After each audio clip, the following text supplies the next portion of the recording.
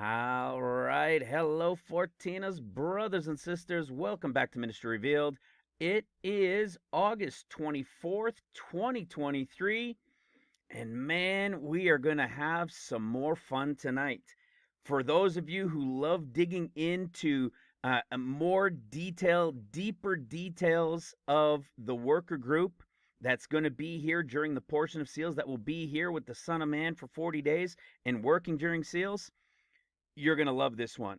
This, of course, is going to be the continuation of the last video, which was the first half, if you will, of Romans, essentially the first half.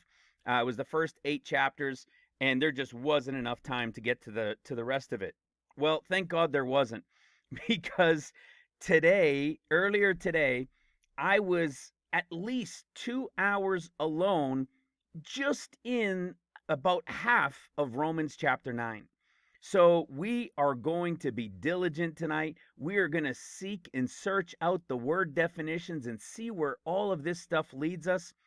And it's going to be, like I said, a continuation, because you're going to see the layers and the layers just right there in the words and in the definitions, that even though these are things that are in the is, right? For those of you that don't know, there's the was, the is, and there's the is to come.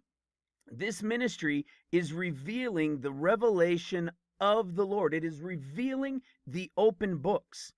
And when you begin to see it, you see it all throughout Scripture. We've gone all the way back to the beginning of Genesis, right to the end of Revelation, in hundreds and hundreds and hundreds of connections to the revelations of what we call the open books. And you're going to see that even in the was, which is the Old Testament, the is, which is from Christ until the pre-trib escape, and then from the pre-trib to the end of the millennium is the is to come. When you see the is and the layer within it that reveals the is to come, that confirms to us so many things we have already understood and sheds even more light on it, it's absolutely incredible. And we did that with some incredible understanding, some incredible revelation in the last one. And this one, man, oh man, is it ever going to add to it even more. So that's what we're going to do. We're going to focus in on this. We're going to see this pre-trib group and this worker bride group. You know, we understand that there's a pre-trib group, but from that pre-trib, there's a group that's chosen to remain to serve the Lord.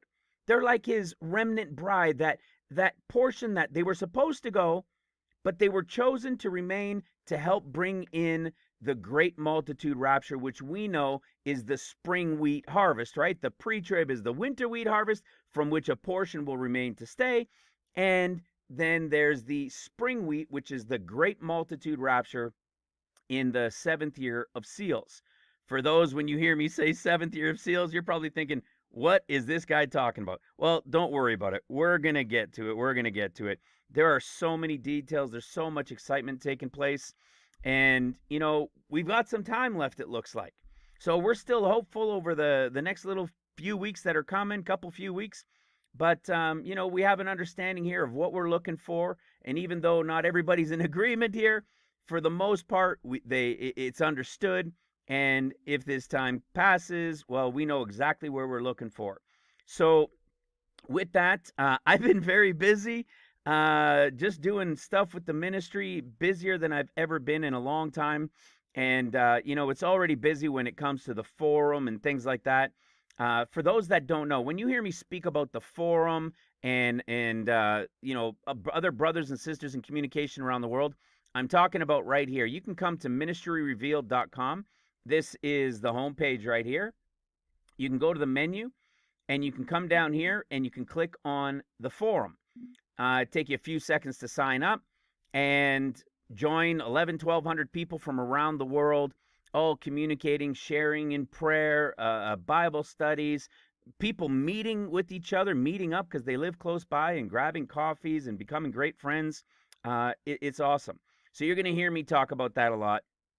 And but there's something else that has been keeping me very busy lately, especially these last couple days, and it's because we've started to do shorts.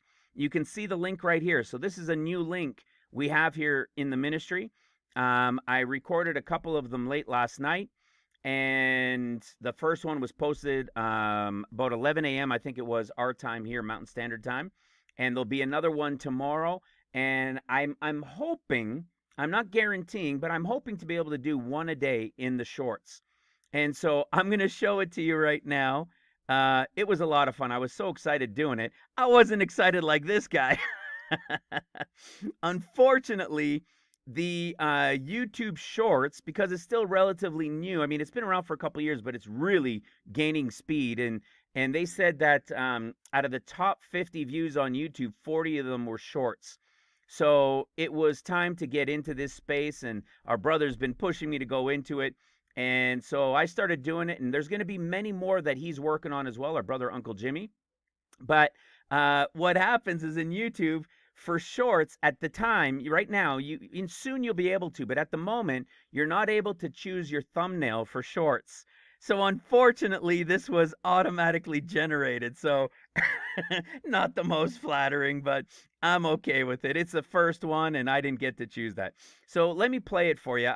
Like I said, I had a lot of fun, and you'll see the next one that'll come out tomorrow afternoon as well. So let's have a listen. Want to hear a mystery in what we call who the Gospels are speaking to? We've all seen that in Matthew 27, Jesus going to the cross was arrayed in a scarlet robe. But did you know in Mark, it says he was arrayed in purple? And in Luke, it says he was arrayed in a gorgeous robe. And gorgeous means white, radiant, beautiful. Sounds like a bride's gown, doesn't it? Do you realize that purple and scarlet are both tribulation colors? We see them on the woman riding the beast in Revelation chapter 17. There you go. Yay. I'm excited for it. Like I said, it was fun doing it. That first one, I think took me about 8 takes. And by the way, nothing scripted. I don't script anything. I have an idea. I have a concept. I know where I want to go. But nothing's written down, nothing scripted, and it's the way I've kind of always rolled, because it's just seeking and studying, and the Spirit is working, man, because it is just all in my mind. I know where to recollect it, I know where to connect it, I know the words. I mean, it's so exciting. The second one, I think I just did 2 takes, the one that you'll see tomorrow. And so, like I said, there'll be many, many more coming, and I'm looking forward to it reaching many, many more people. That's the whole purpose. That's the whole hope. You know, I know our videos are long. I know it's a lot for people to take in, but at the same time, you know, this isn't just a whimsical, just here's a couple things, there you go look. No, this is like beyond university level. This is like the last year university level of the revelation of Jesus Christ. And it takes time. It takes repetition. It takes showing these connections all throughout Scripture to help people see it, follow it, understand it, discern it, so that they can now take it themselves, go watch it, pause it, follow it, and seek it out to get the understanding themselves and see that it's all true. So that's why it's longer. And I do understand the shorts, and hopefully the shorts will get people to come and to see more. And of course, you know, like I always say, this is where I direct them. So all of the shorts are directed to this playlist right here, the Revealed End Time Study Note series. In this, I always recommend the first 4 videos. I believe there's I think there's 12 videos in it. But the first 4 videos are key. And another place you can find them is by going to ministryrevealed.com, which you can click on right here from the YouTube channel, or you can find in the description box under the videos. You can go to ministryrevealed.com. Here's the landing page, as we've mentioned. And you can come to the menu, and you can click on the intro. And when you come to the intro, it's even easier to follow. And that's because you have them all in order, the way I prefer them, in a sense, the way I prefer them, beyond just the 4. But the 4 that are in order, they're the same order as they are in YouTube for the first 4. And this one right here is your intro. So for anybody that's new, And you heard me say in the 7th year of seals at the beginning, you're going to think this guy is nuts. 7 years of seals, does that mean 7 years of trumpets? Yeah, it absolutely does. I'll be doing a shorts in the next couple of days or so about it, just saying I can prove it to you in one chapter of the Bible that pre, mid, and post are all true, and they take place over a 14-year and change period. One piece of scripture, one chapter in the entire Bible lays it all out. So it's a great one to make a short for, and I know I'm going to have fun making that one too. But that's what you're going to find out here. This intro is 22 minutes long, and it gives you an overview of what's spoken about here, which is the revelation of who the Gospels are speaking to, how it reveals 14 years in a period of time called above the 14 years. It's just a short period of 50 days. And then the fourth video, which is the big one. This one's about 2 hours and 45 minutes. These two are 30-minute Bible studies to begin to give you the understanding of the revelation we call who the Gospels are speaking to. You're going to see things like in that clip, the difference in the colors of the robes. You're going to see another one that's coming out tomorrow in the discourses of Luke, Mark, and Matthew, how Jesus is in a cloud, singular, in the clouds, plural, and Matthew is in the clouds, plural, but it doesn't mean in, it actually means on. You're going to be able to see and discern and understand things like this. And in understanding who the Gospels are speaking to, everything will begin to open up for you.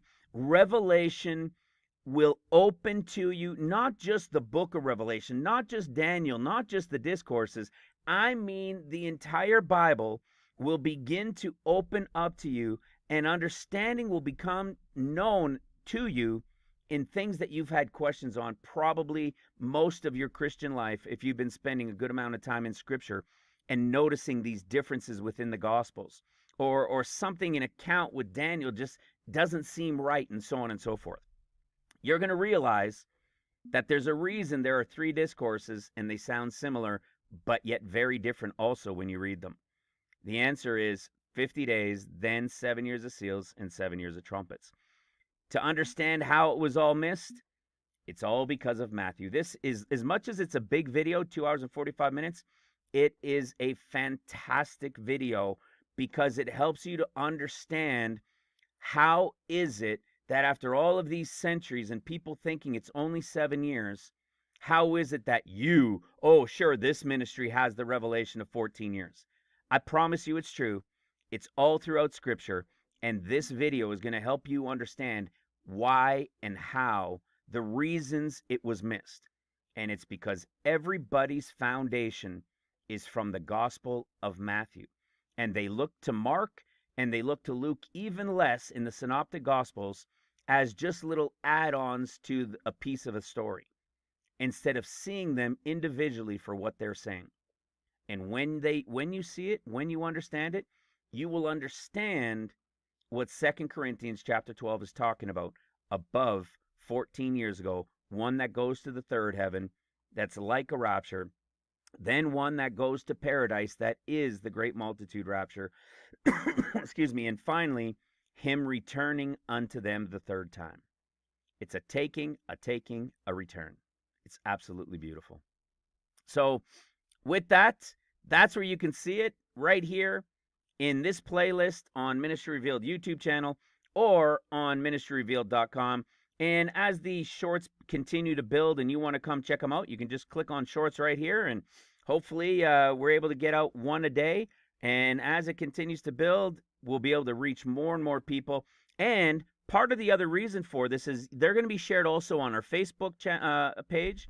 They're going to be shared on our Twitter page as well. So for everyone else that's out there and is trying to reach people with this understanding, with these revelations, the whole purpose of these shorts is to be able to reach those people. Something quick, it's less than 60 seconds. Every short is less than 60 seconds. And so with that, if they can't even listen to 60 seconds to begin to get a little question of idea of something, well, move on, as they say. All right? So again, we are going to go in deep. We are going to have some fun. We are going to cover some serious ground here today. And it's going to start all the way back here in early portion here of Romans chapter 9. But I do want to bring something else to your attention. I know it's one of those uncomfortable ones, when and and I knew it, but what am I going to do? Am I not going to tell you guys when I've understood something? Am I going to keep something from you? Am I going to hide it from you when I have an understanding? No, I never have. I've never lied to you guys, and you guys know that. I've mentioned this before. And that is that I knew the ministry would take a hit and pay a price for saying we've got, 11 to 12 months left to go, that we're looking at August of next year based on the entirety of the revelation that we were revealing, and that's been revealed over the past 6 years. And for that, look what happens. You see, our usual views after 4 days are about 25, 2,600, and then it usually gets to, then it usually gets to, mid-high threes to 4,000 views after a couple weeks or so. These are the last two. There's 2 weeks ago, 2,500. There's 4 days ago, 1,700, almost 1,000 shorter than usual. So I know what it tells me. I know it tells me that there was a large portion of people that are only looking for the day and hour. And that's okay. If that's where they want to go, so be it. I've said here in this ministry many times over the years that it is not about the when. We are watching for him coming. We are diligent in trying to seek and search him out in understanding that time. But the greatest part of it all is the diligently seeking him and it being revealed. That's what's so awesome. That's the greatest part of this entire ministry, is having an understanding of him that has never been understood to this level in the years to come in all of human history. We have been blessed to receive this. And this is the evidence that not everybody felt the same way. I knew it was coming. Before that, you know what happens? Not only do we get less views, and here's the thing, it's not about, I want more and more views. I don't give a rip about more views. I want to reach more people. And what sucks is seeing that number just tells me how many were actually paying attention. And that sucks. That blows. Even though I kind of knew it, to see it sucks. Well, you know what? The same thing kind of happens with support. Support just, it dries up, man. Whenever, and this is the thing that happens with prophecy teachers and ministries and channels about prophecy in particular. When a time is close, it gets really, really slow. And I've never had a time where we were looking a year out. So now not only was a time close and then it passed, and once it passed, we got the revelation that it was one more year. That was like a double whammy. So we're paying bills on credit cards now. we trust the Lord will provide, but we're doing things on credit cards. Could you imagine this? Listen to this, just to give you an idea of what's going on. Everybody, we all know our bills and everything are going up, but listen to this. We have two utility companies. So we use one. There's one that's for electricity, and there's one that's for gas. And I've known that that each of them have some sort of program where you can combine them together with one of these companies or with the other one. But I had heard about it, and I just kept kind of brushing it off because I was like, I don't know what they offer. And we got our last electric bill in the middle of summer, and we don't even have, let alone use, an air conditioner or anything. Our electric bill was $425 just for last month. Could you imagine? How are people surviving? It's insane. So that one wasn't put on the credit card. That one is just being delayed. So I'm saying this for many reasons, but for one of them is also, please remember to help continue to support the ministry. The ministry is in need. We're not even able, we try to help about a handful of brothers and sisters in the ministry help pay some of their bills when they're in need as well. I haven't been able to send anybody anything for at least a couple weeks because we don't have it. And our ministry that we support over in Uganda that you guys all know, Steve over in Uganda, we're trying to get more support there as well. So if somebody wants to send support for Uganda, just put a message for Uganda or for Steve, or you could say just for the ministry in general, or just, for the ministry, and we will still send some to Steve. But if you say for Steve or Uganda, the entirety of what somebody sends when they say that goes to Steve. So there's always a need. And so you can imagine we're the sole support for Steve and his team and the ministry going out in Uganda. And so without us having support, if we can't even pay our bills, obviously there's no way we're able to send to him either. So, hopefully with this, a little shout out, a cry out that the ministry's in need. Hopefully we'll have some that can. And those that can't, that's okay. This isn't saying everybody has to. This is for those that are led. This is for those that can. This is those who thought about it. And for everybody else, prayers are number one. Prayers are appreciated. They're accepted always, obviously, and not only us, but over everybody here in the ministry as well. All right. So with that, let's get a move on. Sip of coffee first. All right. Let's go in. So we're going to start in Romans 9. And in Romans 9, right off the bat, it really got crazy just on one word. It was something we've touched on from the previous one in how the word was found in relation to be accounted that we shared on in the last one. And how we know that from the be accounted worthy group, there's a group that is the remnant bride, remaining worker bride of Christ. Okay, there's the pre-trib and they all go, but there's a portion from them that we know remain. And we know all about these guys. We know them very, very, very well. Right? Let me start with this. We've covered this before, but this is a great place to open it. We've shared how the wedding feast, there's a wedding feast in Luke, there's none in Mark, and there's one in Matthew. That's because there's a Gentile bride and then there's the Jewish bride at the end. The Gentile bride is the one in Luke. And this is the wedding feast. And we've broken it down. We've spoken about the wedding feast. We say this all the time. For everybody that gets vanished out of here and going pre-trib, do not go to the highest room when you're in the third heaven. Go to the lowest room so that you don't get kicked out if somebody more honorable is brought up to that higher position in the third heaven. All right? It's a big deal. It's right here in Scripture. It's explaining it all for you. So we all want to sit in the lowest room, and if we're worthy or whoever's worthy, somebody will come and bring them up to the highest, to the higher level. So remember that, right? We've talked about it. But Luke 14 is the only one that after the wedding feast has a great banquet story. And the great banquet, we know, is for those who are part of the resurrection of the just. So who are the ones that go in the pre-trib, and who are the ones that are getting this great banquet meal after? They're the ones who are part of the resurrection of the just, right? And this group, as we know, they're both explained to us also in the resurrection about who's accounted worthy, right? To be accounted worthy. The accounted worthy group are the ones in Luke 21:36. They're the ones who will be accounted worthy of that world in that pre-trib escape. But so are this important distinction right here, comma, and.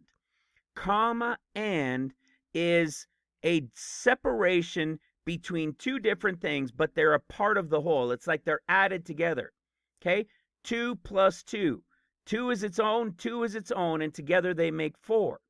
Okay? So they're separate, but they're added together. And these are the accounted worthy, comma, and those who will be part of the resurrection of the dead. So it's the same thing. These are the accounted worthy that are going to the third heaven, that are going to the wedding feast. And these are the ones that will be part of the banquet after the 7-day wedding that will take place in heaven. The Lord will return on the 8th day, as we all know, begins his 40 days. And when he does, he begins it with a banquet that he's going to have with this group, where he's going to open their understanding. Okay? So there's a pre-trib group being prepared to be taken out. And from that group, there's a group being informed. They're going to be told. They're not just going to be left hanging.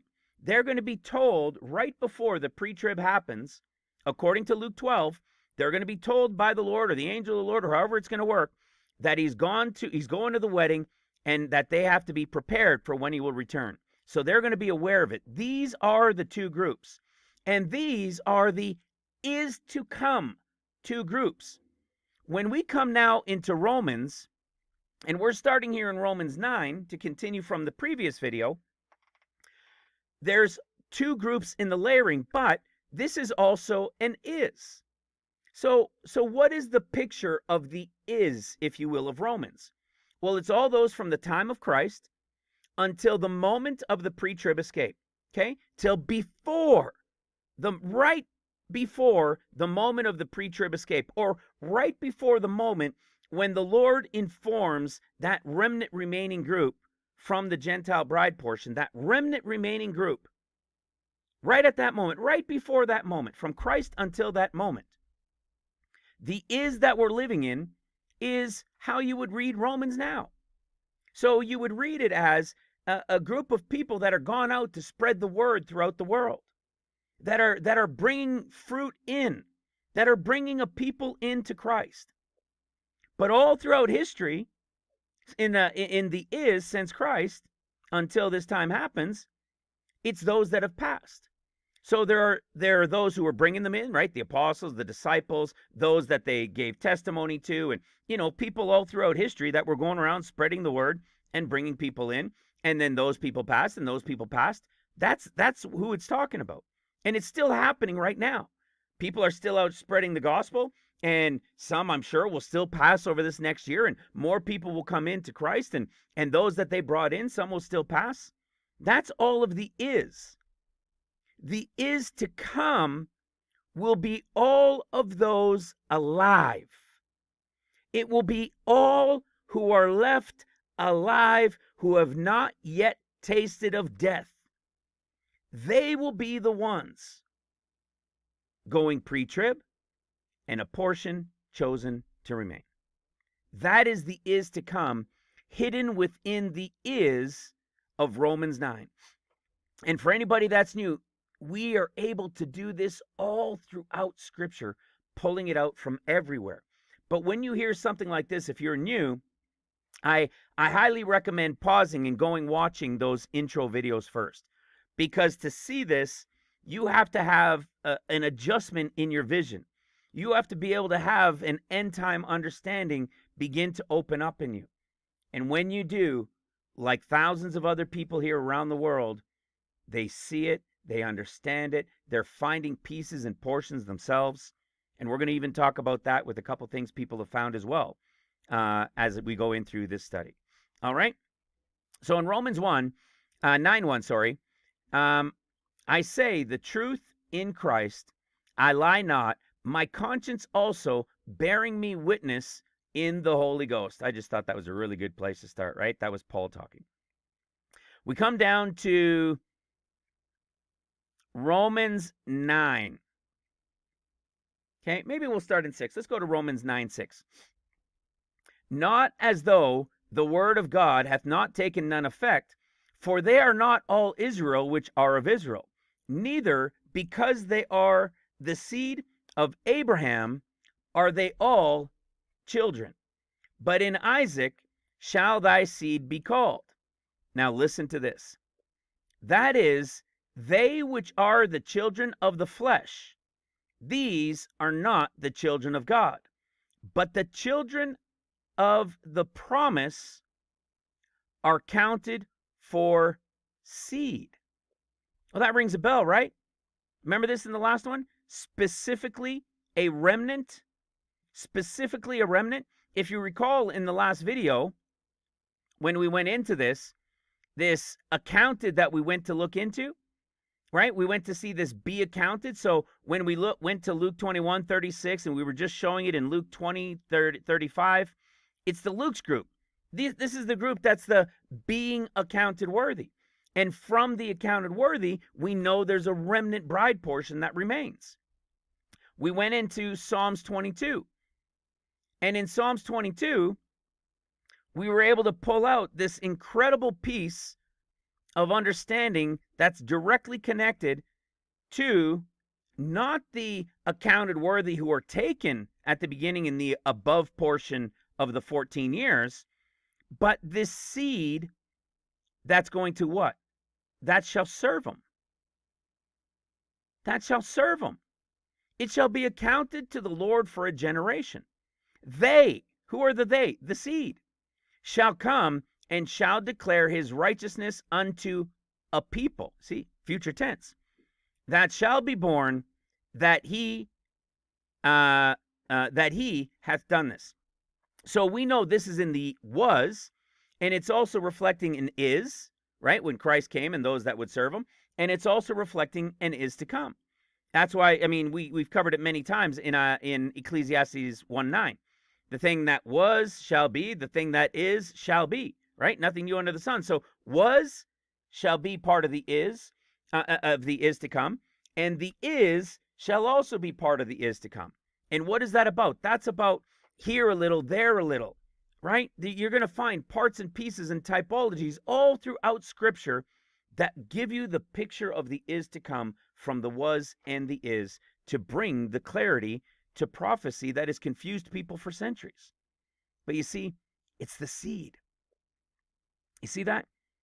A fruit, planting the seed, the fruit plant, because why? You got to bear fruit. Now, fruit can be wheat, it could be, right, it could be grain and so forth. That's the actual context that's talking about. But this is also, you can say, a picture of just fruit as just bringing forward fruit in general. You're going to see when we get to one place, it is so crystal clear the two groups it's talking to that are the ones that are going to be bringing forth seed, which are those who are the seals workers compared to those who are the 144,000 of the trumpets workers. It is literally the first two places in the only two gospels where it should be that are directly being spoken to. It's so perfect. I was cracking up. It was so good. And who are they? The seed. The seed, all right? So this is what we're talking about here. It's all of this. It's all about this seed, okay? In Romans 9:8, but the children of the promise are counted for seed. So now let's keep going. Watch this. This seed, what ends up happening when we're looking into the seed and the connection to this time? Well, what about Luke chapter 12, okay? We're going to go into Luke chapter 12. Sorry, come on. We're going to go into John chapter 12, as I even say John and I click on Luke. All right, brain fart over. Okay, listen to this. We're going to go to John 12, verse 24, to find out information about this seed. You ready for this? Verily, verily, I say unto you, except a corn of wheat fall into the ground and die, it abides alone. But if it die, it bringeth forth much fruit. Remember where John is, guys? John chapter 12.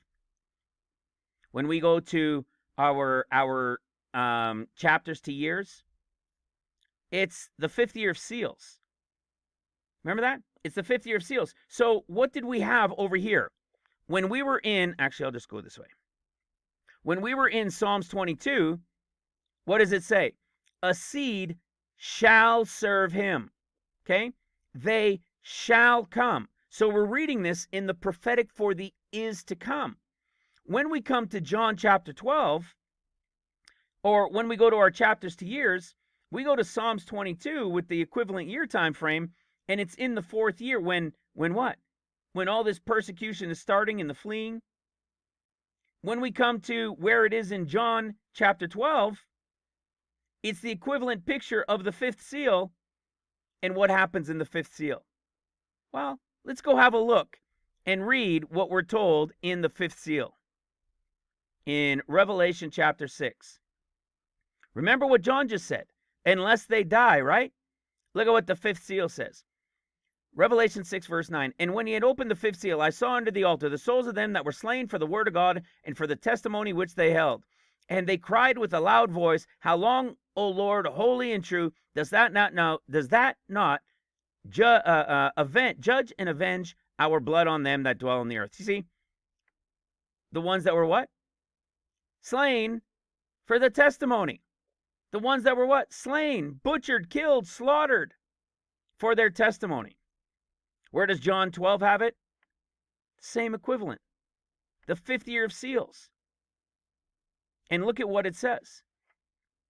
Let's go back to John chapter 12. This is all about the seed and what this seed is supposed to do. Okay?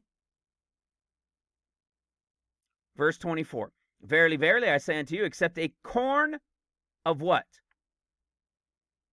A corn. What is a corn? A seed. A seed or grain. Okay? This is talking specifically about wheat.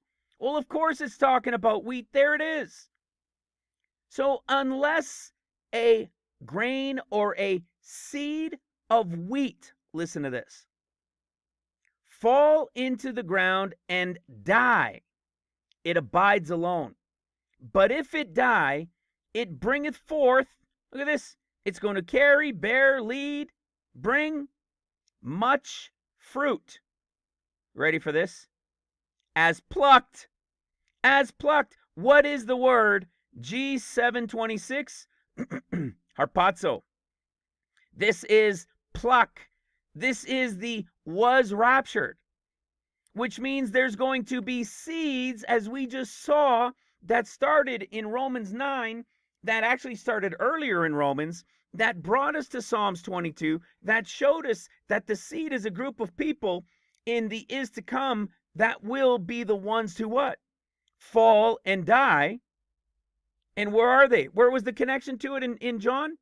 In the chapters to years, there they were in the fifth seal under the altar, those that have been killed for the name and for the word of God.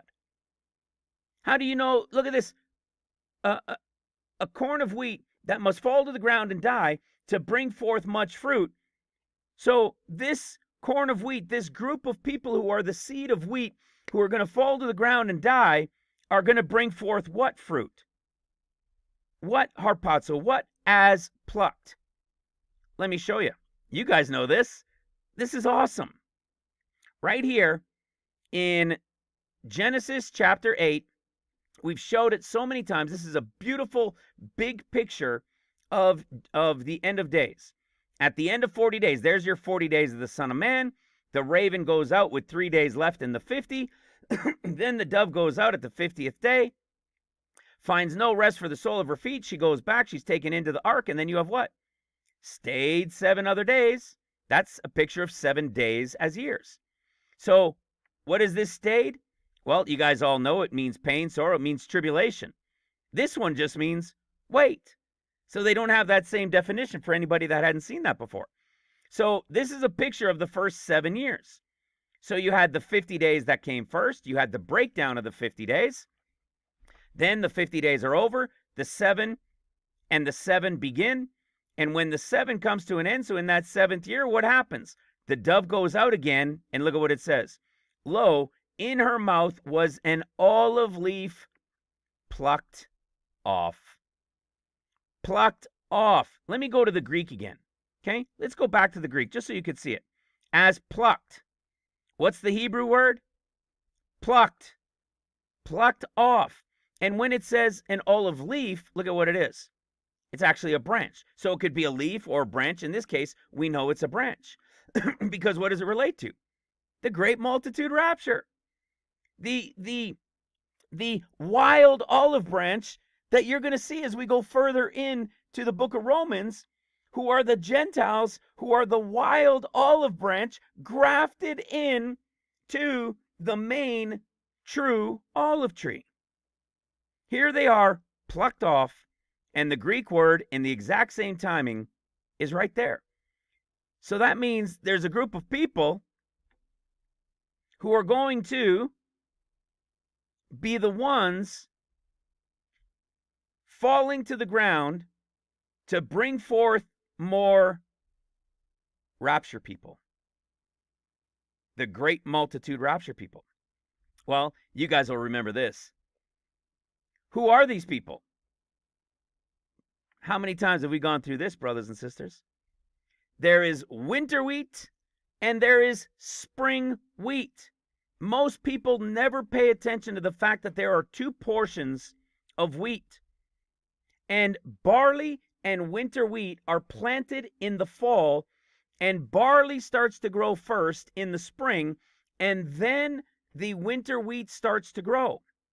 Barley starts its harvest early spring, goes through to late spring, maybe even into the early summer, and winter wheat starts to get harvested right towards the tail end of the barley harvest. They kind of overlap a little bit, and then it goes to the end of the winter wheat harvest.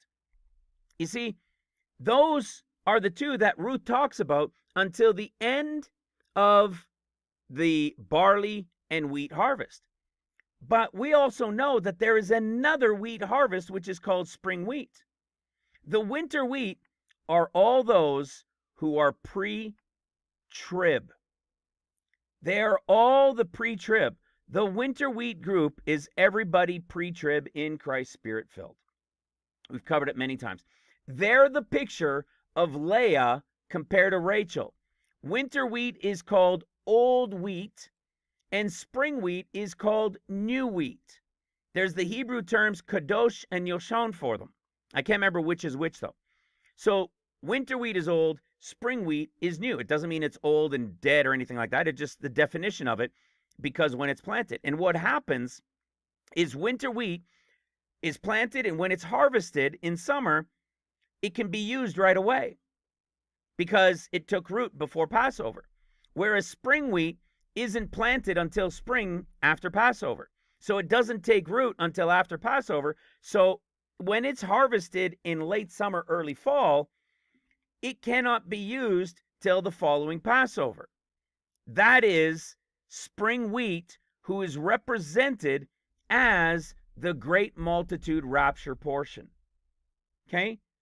Pre-trib, winter wheat, old wheat, which is a picture of Leah, who was the older before the younger, which is a picture of the spring wheat, and that is the one that is harvested in the middle of the 7th year of seals.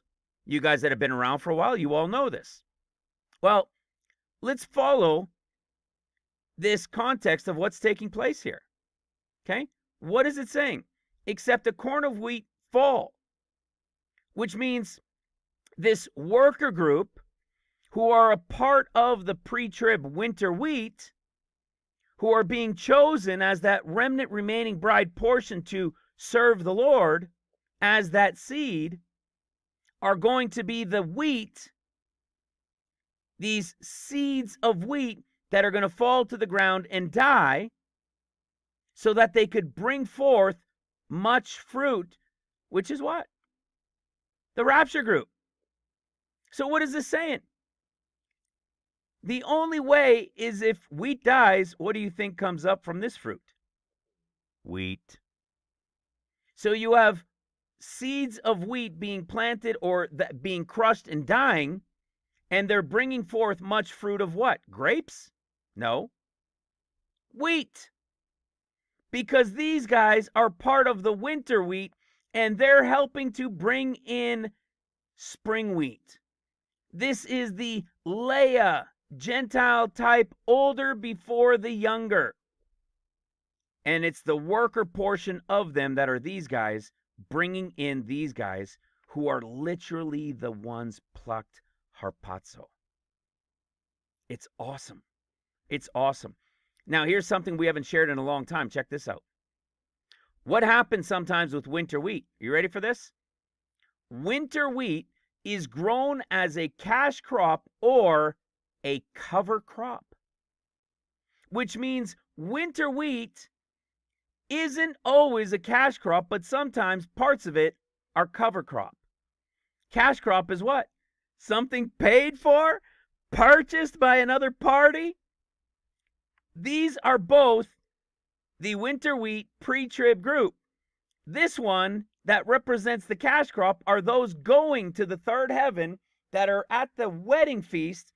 And this is the cover crop, are those chosen to remain to serve and put their necks on the line and die as that wheat that's playing out as the cover crop. Check this out. You see what cover crop does, guys? Cover crop, instead of harvesting all of the winter wheat, or sometimes even just whole fields of a winter wheat, they just mow it down.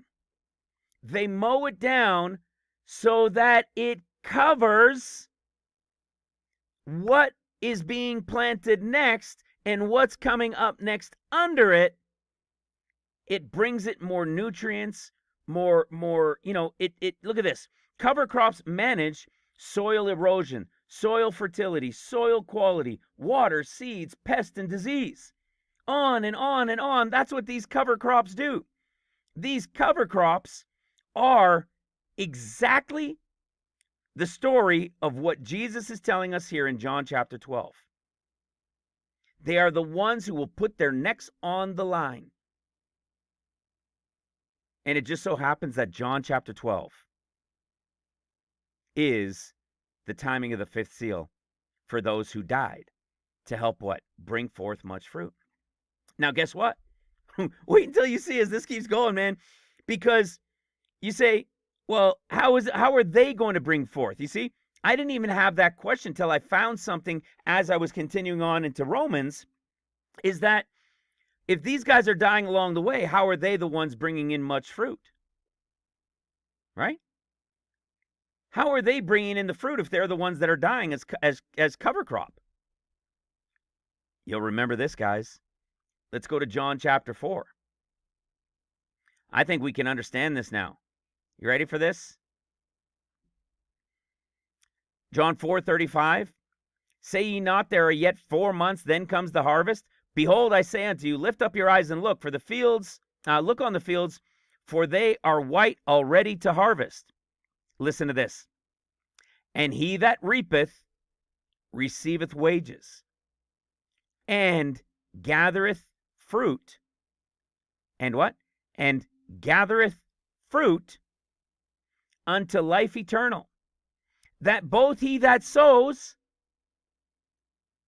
and he that reaps may rejoice together. And herein is that saying true, one soweth and another reapeth. Hello. I sent you to reap, listen to this, I sent you to reap that whereon you bestowed no labor. Other men labored, and ye entered into their labors. What is this saying? What is it saying, guys? This is not pre-trib. It has nothing to do with pre-trib. This is about the mid-trib rapture. It is the story of the harvests, and in this story of the harvest, listen to what it said. He that reapeth receives wages, and he that gathereth fruit unto and gathereth fruit unto eternal life, that both he that soweth and he that reapeth may rejoice together. So somebody sows and somebody reaps. Well, what did it say down here? I sent you to reap that thereon you bestowed no labor. Other men labored. So there were other men that sowed. And there's other ones going in, entering in to reap it. Who are the ones called other men labored? They're the seed. They're the ones who put their necks on the line. They're the cover crop. They're the ones from Luke 12 who will die to bring forth the great multitude rapture, the harpazo, the as plucked. But if they're dead, or majority of them are dead, how are they bringing them in? They're not. There's another group that are entering into the labors of those who worked seals. Who are the ones doing it? Well, We know that answer now too, don't we?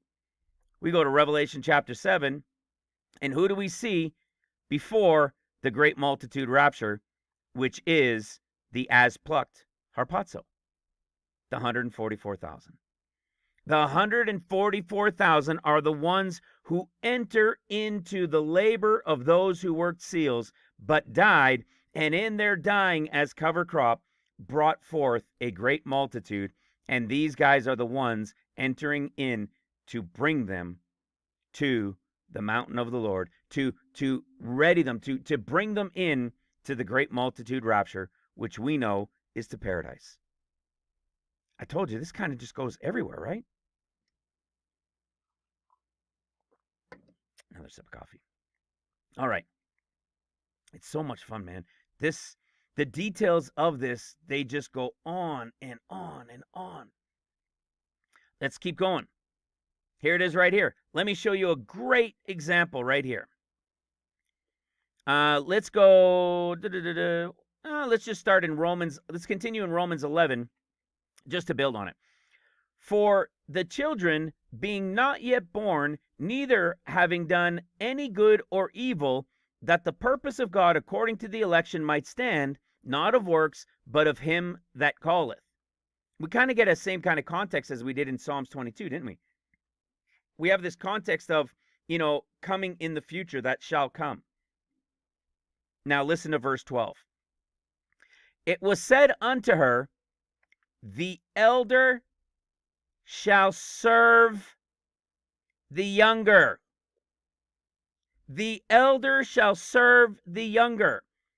Now we know this was a Jacob Esau, but the typology is all throughout. What is this a picture of? We just spoke about it. It's the picture of Leah and Rachel. Leah is the elder, Rachel is the younger. What is the picture of this? What is the prophetic underlining in this? Is the elder, who is the winter wheat Leah type, is the remnant one who remains to work to what? Serve the younger, to bring in the Rachel portion. Hello. It's the picture of winter wheat called older and spring wheat called younger. It is the winter wheat cover crop serving to bring in the new wheat, spring wheat, in the great multitude rapture as the plucked. You see how crazy this is? This is the story coming from seed, connected to John, connected to Psalms, and through the rest of Romans. A group of people chosen to serve, from the first group to serve the second group. But they're both wheat. They have to be. They're just two different portions of wheat.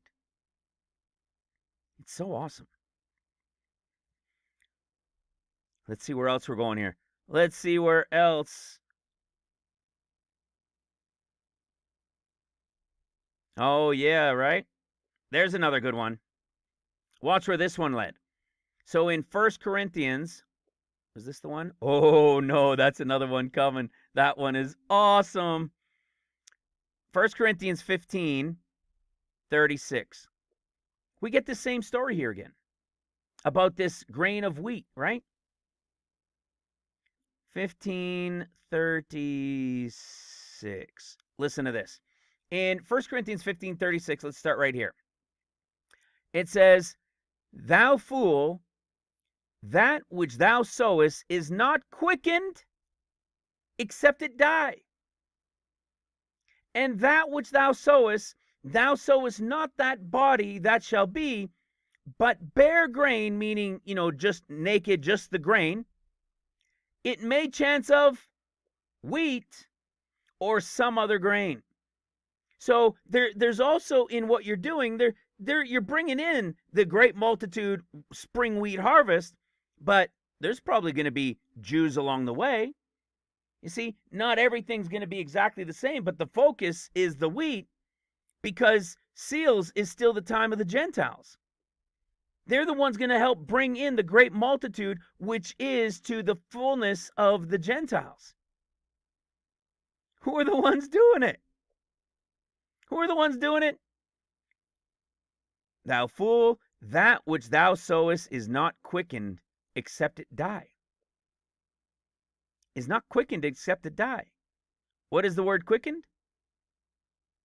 To revitalize, to make alive. So the only way you can sow is if you die to help bring in a greater multitude. Maybe, just maybe, that explains why in Revelation chapter 20, those who are resurrected to rule and reign with the Lord for 1,000 years are called what? In Revelation 20 verse 5, but the rest of the dead lived not again until the 1,000 years were finished. This is the first resurrection. So this is a group that has part in the first resurrection. Who were they? The souls of them that were beheaded for the witness of Jesus Christ. They didn't take the mark. They didn't worship the beast. None of those things. No mark or anything, right? They're the ones from Revelation chapter 6, the fifth seal. It's the exact same context to those who are the seeds, who are the cover crop. Blessed and holy is he that has part in the first resurrection. So the ones, these guys. Blessed and holy is he that has part in the first resurrection. On such the second death has no power. They'll be his priests and reign with him, with Christ, for 1,000 years. We know who these people are, but we're going to save that for a little further into it, for those that are new. We know who this group is, and it's the exact same group every time. It connects to Luke chapter 2 in the Luke in order. It connects to Romans every single time. It's the 7 churches in the church that it should be. Let's go back. You see? So what is it saying again? You must be what? You have to die if you're going to be revitalized. The only ones that are going to be revitalized and made alive on this earth are the ones that will rule and reign with him for 1,000 years. With the exception, of course, of those who were part of the promise. Okay? We know there are those who are part of the promise, like Daniel and Abraham and all those guys, right? All the ones that were part of the promise, and and Israel, right? Judah, the Israelites in general, that were told, that never got to see it, right? That told the promise is coming. So look at that. You can't be quickened unless you die. Who were all the ones there with the Lord? They were all the ones being resurrected. So they all had to die. Now, when we see it in the 7 churches, when we go to Smyrna, we see the sum of you. Okay? There's a sum of you, but there might be more to it. And you'll see what I mean as we get further into Romans. But you can clearly see the entire storyline is this worker remnant group who's a part of the other group, but is chosen to stay and to remain. Where was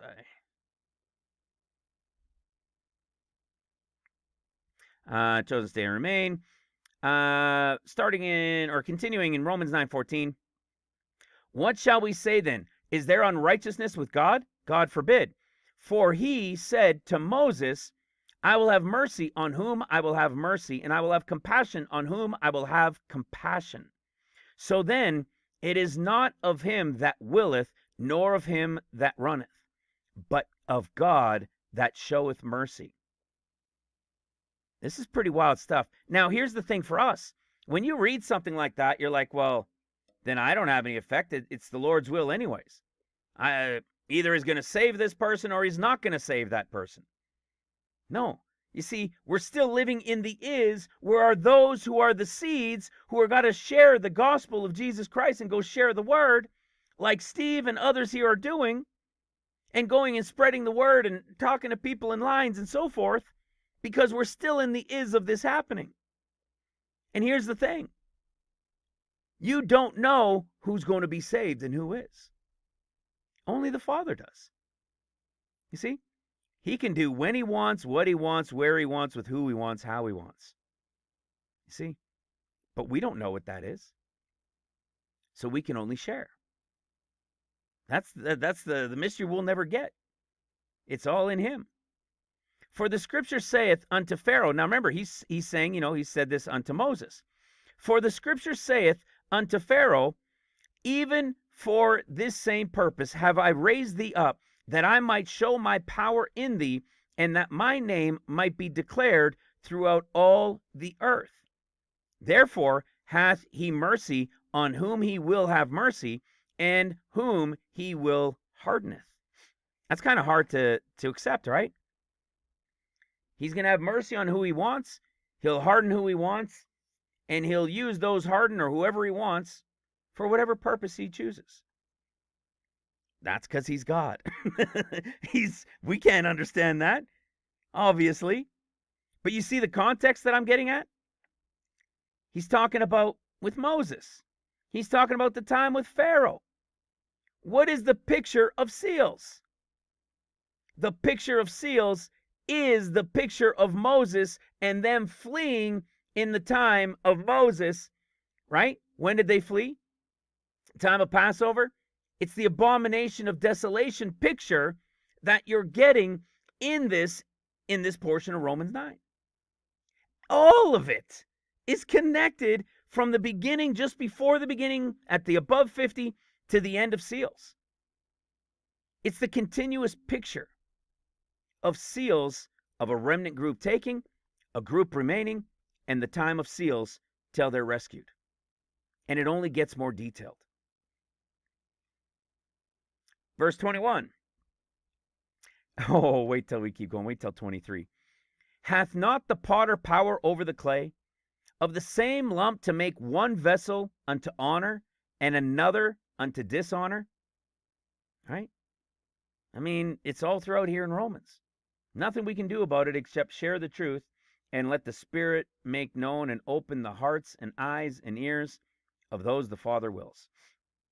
What if God, willing to show his wrath and to make his power known, endure with much long suffering the vessels of wrath fitted to destruction? Now hold on to your hats. Verse 23. And that he might make known the riches of his glory on the vessels of his mercy, which he had afore prepared unto glory. Now, that is a mouthful, and you'll understand some of it if you've watched the first video. Listen to this. And that he might make known. Now, for anybody that's new as well, this program that I'm using, it's free, or maybe a couple bucks, few bucks a year.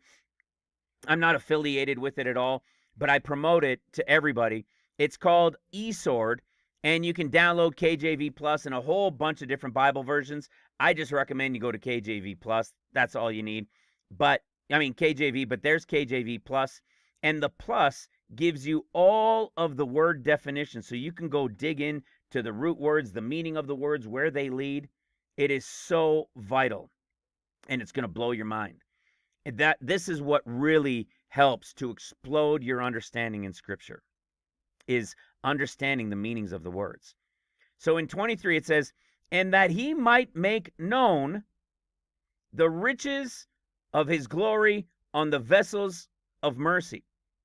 Well, who do you think he's talking about? Who is he going to make known the riches of his glory on vessels that are his in mercy, that before the foundation of the earth he had already prepared to glory? That's what it's saying. Now let's look at it with detailed clarity. That he might make known, look at this, to give understanding. That he might make known, so that he might give understanding of his riches in glory. Well, we remember glory, don't we? Remember the last one? Connected to the dignity. Those who are part of the dignity, the glorious right? The glory with the Lord, who are co-heirs with him. Those who are willing to suffer with him so that they could be glorified together with him at the end. We just saw who that group was in Romans 20. So who's the group he makes understanding known to? That he's going to give understanding to? I can hear already a bunch of you. I could hear your thoughts saying, we already know that one, Alan. It's the same group we know very well in Luke 24. The picture of the two on the road to Emmaus, when he says that he's going to open their understanding that they might understand the scriptures. You see, this conversation that happens all throughout here is different than when he came in the one that you read in Mark. It's different than the other synoptic in Matthew. It's crazy. This is the only group he does that with, where he says he's now going to open unto them their understanding. So that's one piece. He's going to open their understanding. That's one piece. And we know that this group is that cover crop, is that worker remnant portion of the pre-trib bride. And he's going to give them the riches of his glory, which we discussed in the last video, we know is connected to light, because they're going to help bring in the light portion. So these are spirit-filled, and they're going to help bring in the light portion. So in the end, what are they going to do? They're going to have the dignity with Christ in his glory, right, as co-heirs with him, ruling and reigning with him. So what do we see next? In his glory, of his glory, on vessels, ready for this? Specifically a wife, as contributing to the usefulness of the husband. Who are these vessels? Clearly, a bride portion. Now, is there a way you can look at this even in the now, right? In the is. So we're talking prophetic. This is the ministry that's revealing the open books in the layer of understanding in the is to come. But in the is, think of everybody going pre-trib. Those who are speaking for Christ, those who are sharing Christ, they're the ones that are going pre-trib. But of them, there's a portion who are his remnant bride who are going to contribute to his usefulness. I didn't even realize this was there. I might have clicked on it from something else in some other part of Scripture in these 23 places where it's found, but it had never dawned on me that this connection was the one in Romans 9:23. Well, let's keep going. On the vessels of his mercy. So he's going to make known the revelation, the understanding of the is to come on his vessels, his remnant bride workers, which he had afore, meaning preordained, prepared, foreknew, prepared unto glory. Now, when I first saw this, prepared unto glory, I looked at it and I thought, oh, this is that prepare that we know relates to the Mark portion. So this is probably John as the picture, as the one of the typologies of this bride portion worker. This is the typology of this place being prepared, right? Of John preparing a people for when the Lord comes at the end of seals. That was my initial thought until I clicked on it. Because this entire conversation has nothing to do with the rapture group.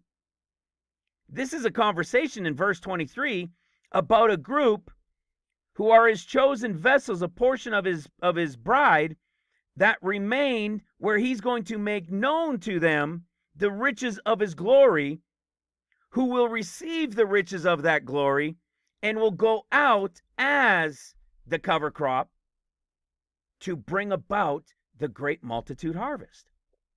So this isn't the great multitude harvest. These are the remnant worker brides. So now, with that understanding, let's see what this word prepared means. Ta-da. A word only used twice in Scripture. You see, this is a perfect example of why a program like eSword or having your Strong's Concordance at your fingertips is so important. Because if you didn't know that, you would look at this prepared, another prepared, that prepared, this prepared, and you would just think, it just means prepared. Nope. This prepared is different than all the rest of them. It's only used twice. And I'm going to show you something so awesome in where it's connected that once again, I say that just about every video, once more, and once again, here it comes again. Every time a piece of revelation comes to be made known, and we go to look up and search where it's connected, it always falls in the chapters, in the places, in the understanding of the revelation of the is to come where it should.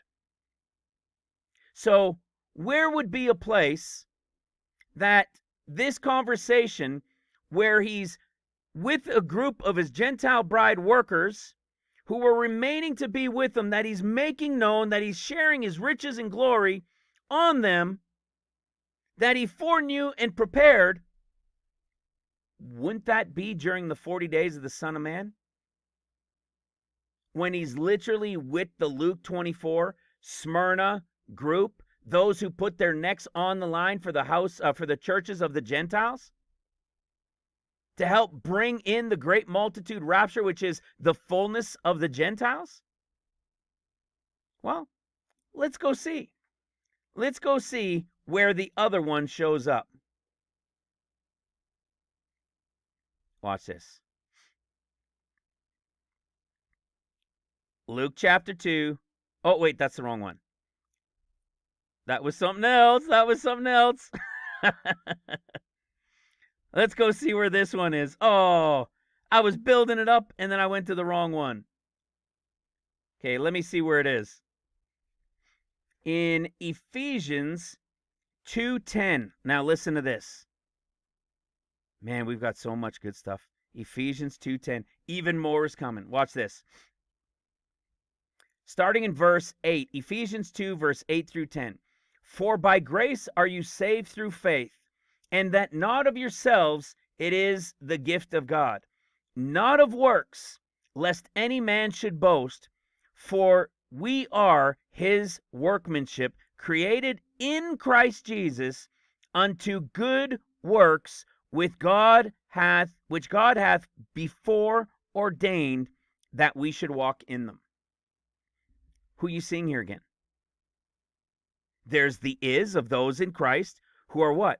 Foreordained to good works, to go and spread the word of Christ. What's the is to come? It's the only other place where this one, foreordained in advance, is used, and it's about a worker portion going out in the is to come. There's the is of it, of course, but then there's the is to come of it. Let's keep going. It gets much better. I had gotten ahead of myself on that one. Let's keep going.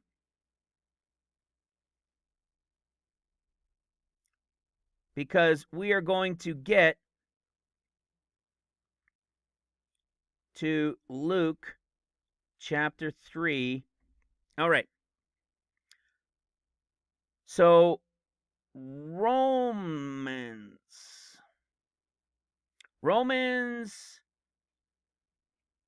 9:24, even as whom he hath called, not of the Jews only, but also of the Gentiles. So what you're seeing here is, again, something that we were able to confirm already in Acts chapter 15. Let's go to Acts chapter 15 real quick. Acts chapter 15, remember Acts is 14 years, or 14 chapters and 14 chapters. And it's about this council, and it's the Gentiles, and that the Gentiles are these disciple workers. that they were ordained, they were anointed, they were a part of this group. And now there's a conversation while saying, well, maybe we shouldn't accept these guys. And they're like, no, these guys were a part of it. They did many things. They were witnesses to the Lord as well. It's another confirmation that these disciple workers are Gentiles, and they are bringing in the Gentile great multitude. Listen who comes in. But also of the Gentiles. As he saith also in Osee, I will call them my people, which were not my people, and her beloved, which was not my beloved. Okay? We know this one, right? We know it quite well. Now let me show you in Luke chapter 3, this incredible connection that we get. What do we know about Luke chapter 3? In Luke chapter 3, we know... Sorry, give me a second here. I need to see 6. All right. 6 and there we go. I was changing all the colors on this, and I'm having to say, no, that wasn't that color. It's like my memory. I knew there was certain colors, and I've changed them today. So we see, why did I have this here already? So before we get to Luke chapter 3, see the way I had it lined up, I put it in the wrong spot. I had it on the other side of something instead of behind it. So we all know this one. We've covered this before in relation to Romans 9:24, but also of the Gentiles. And in 9:25, when it talks about Osee, and he saith also in Osee, I will call them my people, which were not my people, and her beloved, which was not my beloved. So what are you seeing here? In Osee, which is Hosea, and Hosea means the deliverer. We're seeing the deliverer. Who are you seeing here in this deliverer? You're seeing a people which were not my people, and her beloved, which was not my beloved. So you're seeing a portion, and a portion that's his beloved bride. You see, a Gentile people, a Gentile portion of a bride, and another group of people. We've covered this a lot in relation to it. Let's go to Hosea chapter 1. For those that are new, you're going to see that there's only two pieces, two books in the Bible, Hosea and Zechariah, that each have 14 chapters. There is a prophetic purpose and reasoning to them. And Hosea, as we just read in Romans 9, is to the Gentiles. Hosea is speaking to the Gentiles. Zechariah is speaking to the Jews. And what do we see in Hosea 1 verse 2? The beginning, the word of the Lord by Hosea, and the Lord said unto Hosea, what's his name? Deliverer. Okay, what does deliverer mean? Yeshua. Yeshua, salvation. Okay, go take unto thee a wife of whoredoms and children of whoredoms. Now, what does that mean? We've talked about this many times over the past. It doesn't mean they're a bunch of prostitutes. It's an expression of Gentiles. Okay, adultery. So, whoredom, dogs, right? These are things that referred to Gentiles. So we know it's not against us, right? It's a term that was used for Gentiles. In fact, we just proved it. All you have to do is, well, you can even go to read about Ruth. You can go to Ruth chapter 2 or chapter 3 and click on when she says, and me being a stranger, why are you having mercy on me or showing me such kindness on me, a stranger? The word stranger means adulteress.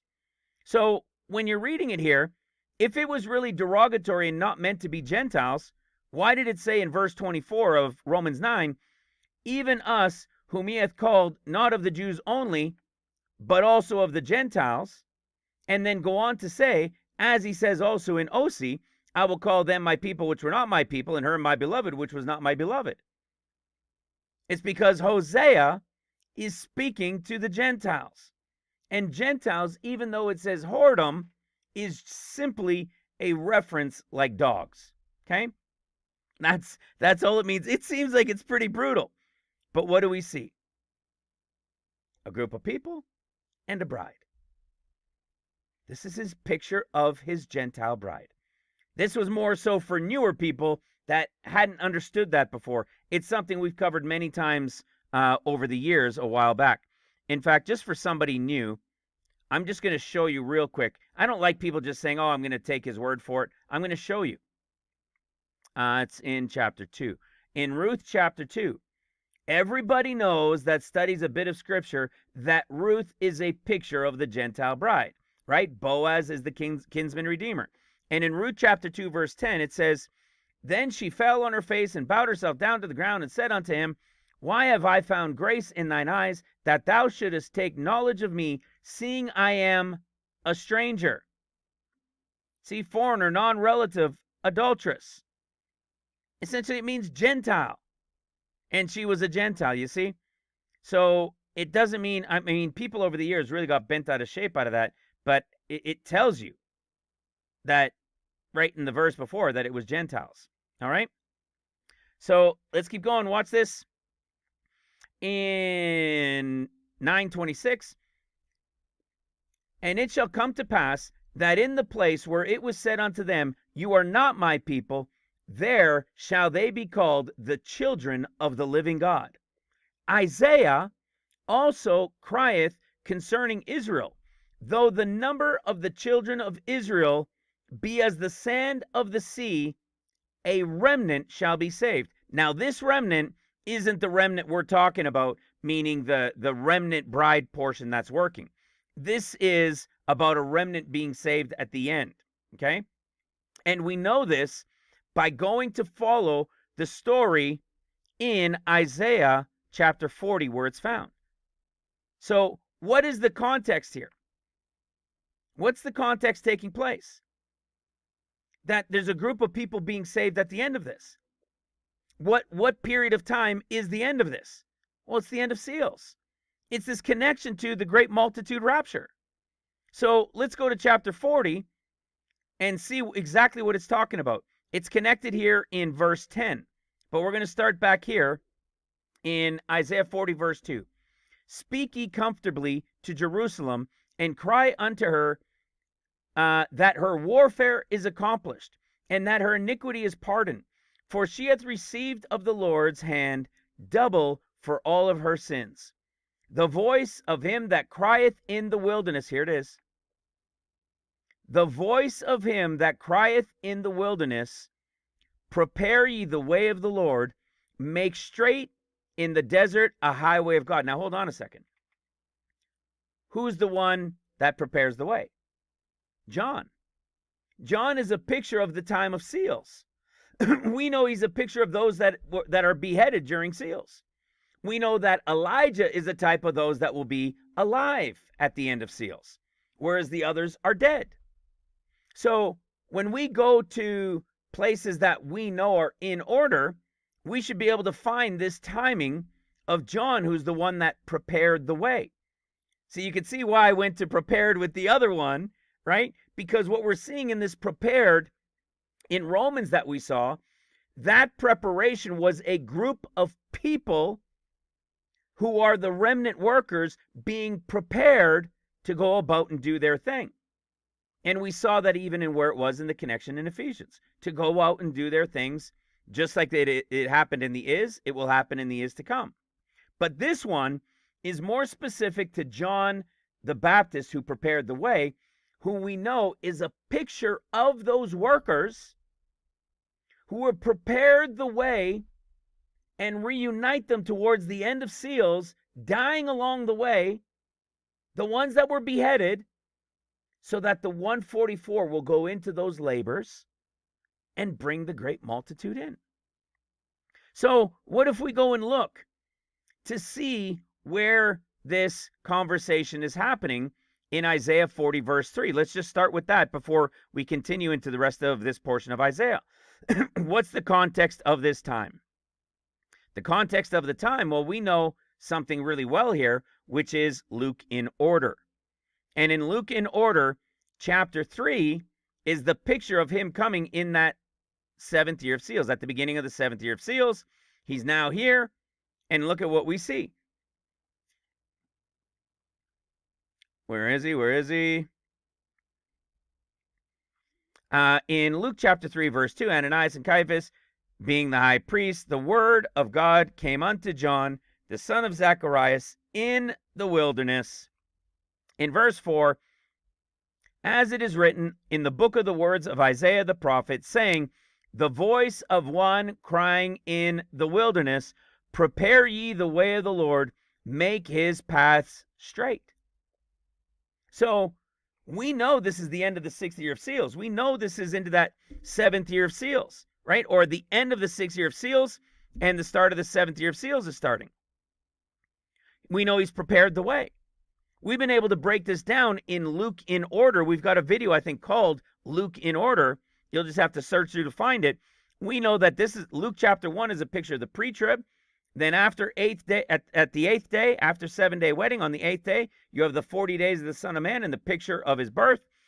This in chapter 3 is a picture of the end of seals when he comes at the end of 6 years, and he's here to fulfill that final year.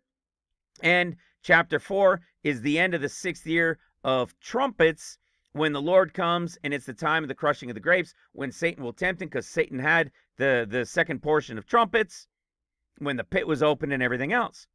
So we understand this prepared the way, right? We've talked about this, and where we see this in Mark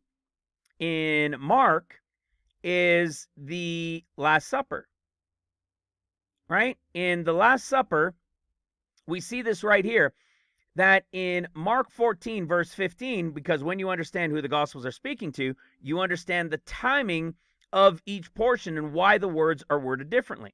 So it says in Mark 14:15, and he will show you a large upper room.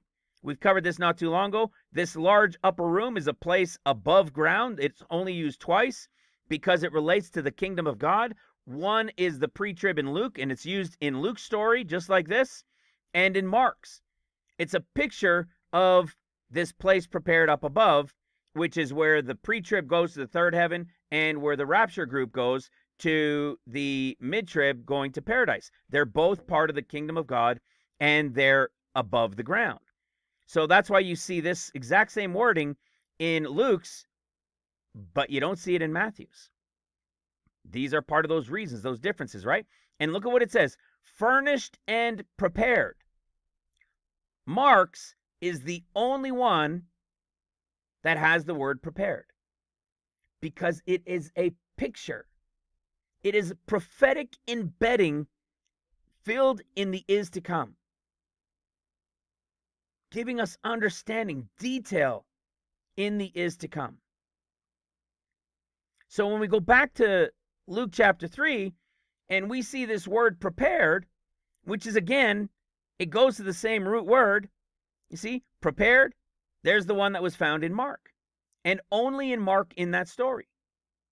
We find this same story in Isaiah chapter 40.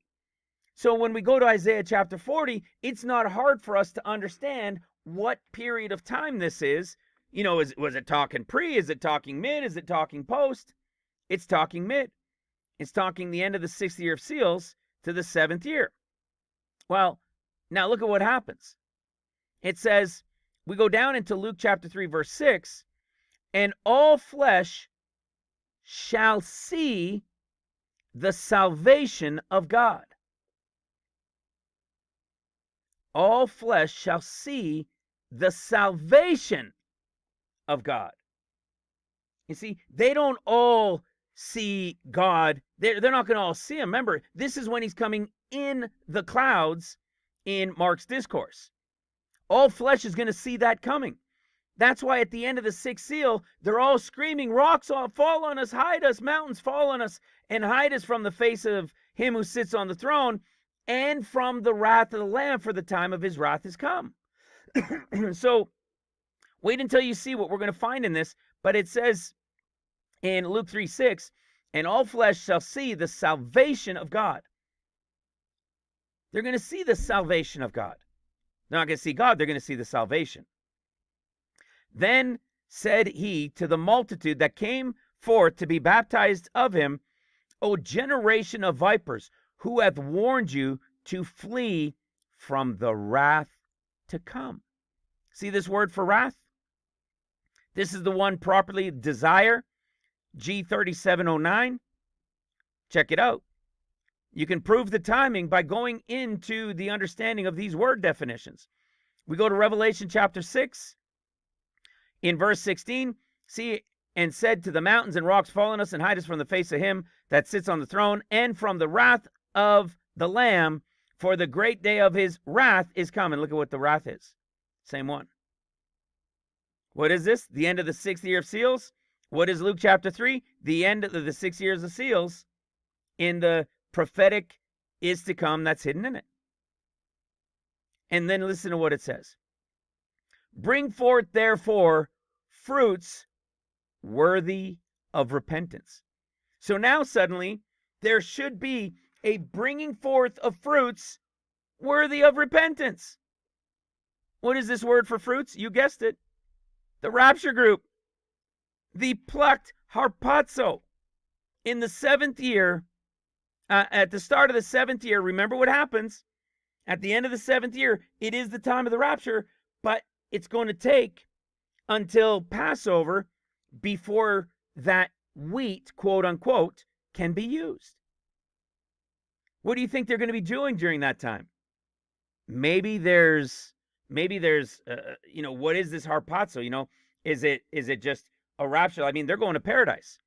Well, we just saw the Lord is coming down on paradise.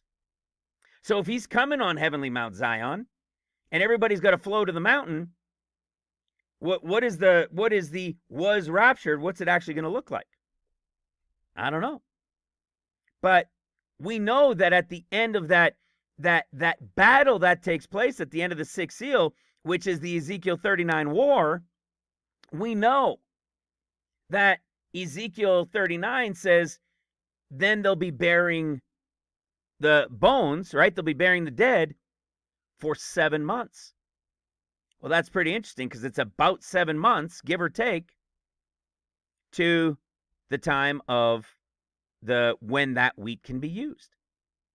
So it's pretty interesting. But it gets better. Let's go back to verse 6. Because remember, how did we get to this connection? We got to this connection because of Romans 9 talking about Isaiah and crying in the wilderness. That brings us to where he said that in Isaiah chapter 40. That then brings us to Luke chapter 3.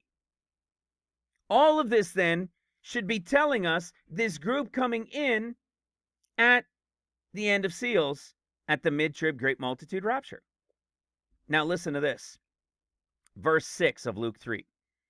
And all flesh shall see the salvation of God. Check this out.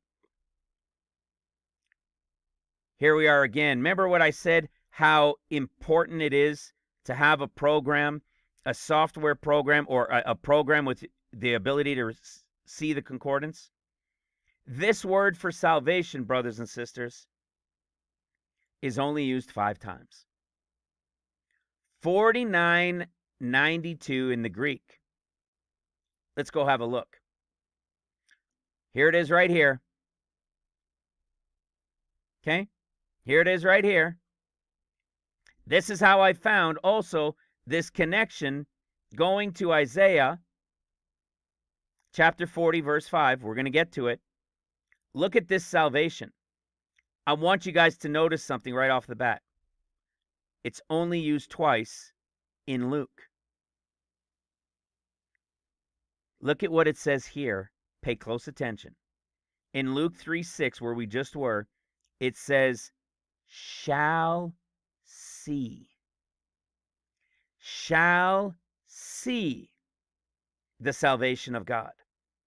Look at what Luke 2:3 says. Remember what we know about Luke being in order for those that have been around for a little bit? Look at what Luke 2 says. Have seen. have seen. This isn't any old salvation. This is the salvation of what? He's a defender. This is Christ. They're going to see the salvation, the defender salvation of God. Who are the ones that shall see? All flesh. All those that are going to be there and saying, rocks and mountains fall on us. Why? Because he is bringing his, what were we saying? He's bringing his wrath. So they're freaking out. Because he's coming as the defender of his people. If we go to Luke chapter 2, and these are the ones that shall see. So in the prophetic, it's those who are going to see it at the end of at the mid-trib time, at the end of the 6th year of seals. But when you go to this word salvation, and we find it in the only other gospel place where in order we've understood. And where was it? Let me look at that again. Verse 30. Who are the ones here in verse 30, guys? Who are the ones? Let's have a read, starting from verse 28. Then took he him in his arms, and blessed God, and said, Lord, now lettest thou thy servant depart in peace, according to thy word, for mine eyes have seen thy salvation, which thou hast prepared before the face of all people, a light to lighten the Gentiles and the glory of thy people Israel. Didn't we just go into this in the first video on the first half of Romans? And this 40-day period, which we know is Christ, the light, who's coming to shed his light. And what is he going to do? We were saying it earlier. He is going to give that light when he gives it to the understanding of that remnant bride portion workers who are going to put their necks on the line and be the cover crop to bring in the next great multitude wheat harvest. They're going to be the nutrients, the life, the cover. They're going to be the ones spreading the Lord's light, who they will receive from the Son of Man while he's here for 40 days. And what's the picture? Have seen thy glory, or thy salvation. Have seen. Why on earth, if that was a have seen, why would this one be shall see? Well, we know the understanding in the is. One was at his birth and represented of 40 days, and the other is represented of what? When he came in that final year when John was still there, until John was then beheaded, and then what? He began his ministry. Hello. What's the picture of this? It's the final year of seals, and when the final year of seals is done, John's portion is finished, and then, right, the beheadings are done, and what happens? Jesus, as the Lamb, as the high priest and king, ruling and reigning with the branch, one is high priest, who is the highest one, directly in communication with the Father, and the branch who's rebuilding the temple. Because the Lord has about 3.5 years of his ministry to finish. You're going to see it even in the wording as we keep going. It's even brought up. And it was a sister that shared it with us when we get to Romans 11. Romans 11. We see the rapture group coming in. We see that they're hiding. You see, who warned you from the wrath to come? There's the wrath coming at the end of the 6th seal. Here the guys are coming. And who warned you about it? Now it's time to what? Bring those rapture people who were worthy of repentance. From all those who what? Shall see, the ones who are going to have seen the salvation of the Lord when he comes as defender. Whereas Luke chapter 2 is telling us there was a group connected to the 40 days that have already seen it. Do you get it? Are you following it? Take your time if you need to. Rewind and rewatch. Pay attention. Listen to it again. Because it's awesome. Let's keep going. Let's go back to where we were with where this had taken us in Isaiah chapter 40. Let's see that this is still all the same time. Okay? Verse 3 was the crying in the wilderness. Verse 4, every valley shall be exalted, and every mountain and hill shall be made low, and the crooked shall be made straight, and the rough places plain. The glory, there's the glory again, of the Lord shall be revealed. The glory of the Lord shall be revealed. And all flesh, see that?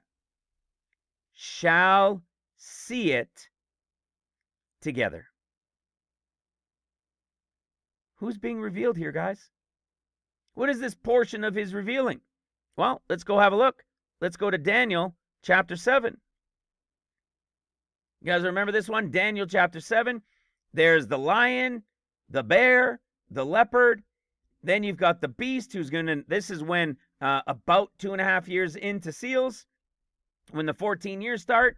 This is the stamping, the residue. This is the abomination of desolation. It'll be the time of the mark of the beast going after Christians. This is when the beast gets that power and authority to continue 42 months. Then, when those 42 months are done, it's the end of the 6th year of seals. We see the Ancient of Days. His throne was like a fire. You see, this is the Father.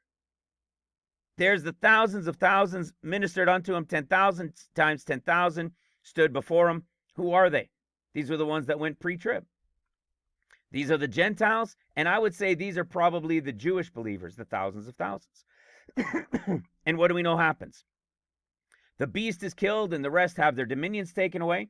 So this is the Ezekiel 39 war, and Antichrist is killed, and the rest had their powers taken away, their authority, their dominions taken away. And then what happens? Go to Daniel 7, verse 13. One like unto the Son of Man came with the clouds, like Mark 13. One like unto the Son of Man came with the clouds of heaven. You see? Came with the clouds of heaven, and came to the Ancient of Days, and they brought him near before him, and there was given him dominion and glory and a kingdom that all people, nations, and languages should serve. This is the end of seals. This is that time when we know he's going to make a covenant, which, of course, will then have to be broken at mid-trumpets. There he is. Let's go back to Isaiah 40. Let's keep going through this. When he'll be revealed. You're going to see this in other places too. When he's going to be revealed, and all flesh shall see him. So if they're all crying out at the end of the 6th seal, because they're seeing the one who sits on the throne and the wrath of the Lamb, they're crying, oh, no, for the wrath of the Lamb has come. We see in Daniel 7, when the beast is destroyed and the rest taken, their dominion taken away, we know that this is Psalms 90 and 10, when he's the high priest and king. We know from Zechariah, it's when he's high priest and king, and he's there ruling jointly with the branch, who is the portion of Jesse that through David. It's all there. It's all the same timing. Let's confirm it. Let's keep going. Isaiah 40, verse 9. O Zion, that bringest good tidings, get thee up into the high mountain, O Jerusalem. Get thee up into the high mountain, O Jerusalem, that bringest good tidings. So if we remember, who are the ones that are going to go up the high mountain? Well, if we go to Psalms 24, we see this period. The earth is the Lord's and the fullness thereof. This is a picture of the fullness of the Gentiles at the end of the 6th seal. Verse 3, who shall ascend unto the hill of the Lord, or who shall stand in his holy place? He that hath clean hands and a pure heart. So who's going to go up to ascend? Who's going to get to go in to the hill of the Lord? at the time of the fullness of the Gentiles? Who are going to be the ones that are going to go up to the high mountain that have good tidings that they're bringing with them? Isn't that exactly what we were reading in Luke 3? Those who are what? Let's go see it real quick. I forgot the exact wording. Who are the ones, the ones with good tidings? What is it? The ones who are worthy of repentance. The rapture group who are worthy of repentance. The ones with good tidings. All of this. Let's finish up in Isaiah 40 and this connection going on. Showing us, again, this picture of the end of seals. Lift up thy voice with strength. Lift it up, be not afraid. Say unto the cities of Judah, behold your God. Isaiah 40 verse 10. Behold, the Lord will come with a strong hand, and his arm shall rule for him. Behold, his reward is with him. And, listen to this, his work is before him. His work is before him. If this was the end of trumpets, his work wouldn't be before him. When we understand with John and we understand these connections and this timing and him coming on heavenly Mount Zion, the mountain of the Lord, and you see that he has work still to do before him, all of it's telling us that seventh year of seals. He shall feed his flock like a shepherd. He shall gather the lambs in his arm and carry them in his bosom, and they shall gently lead those that are with young. All the end of seals. When he's revealed. When he's revealed in the clouds. Remember, there's going to be more to it. He's going to be high priest and king at that point.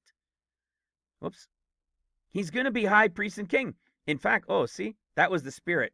You saw it, it all just went, it highlighted and went and brought me down to this verse because I forgot this was another piece I wanted to share. Let me give you another piece to show you it's the end of seals.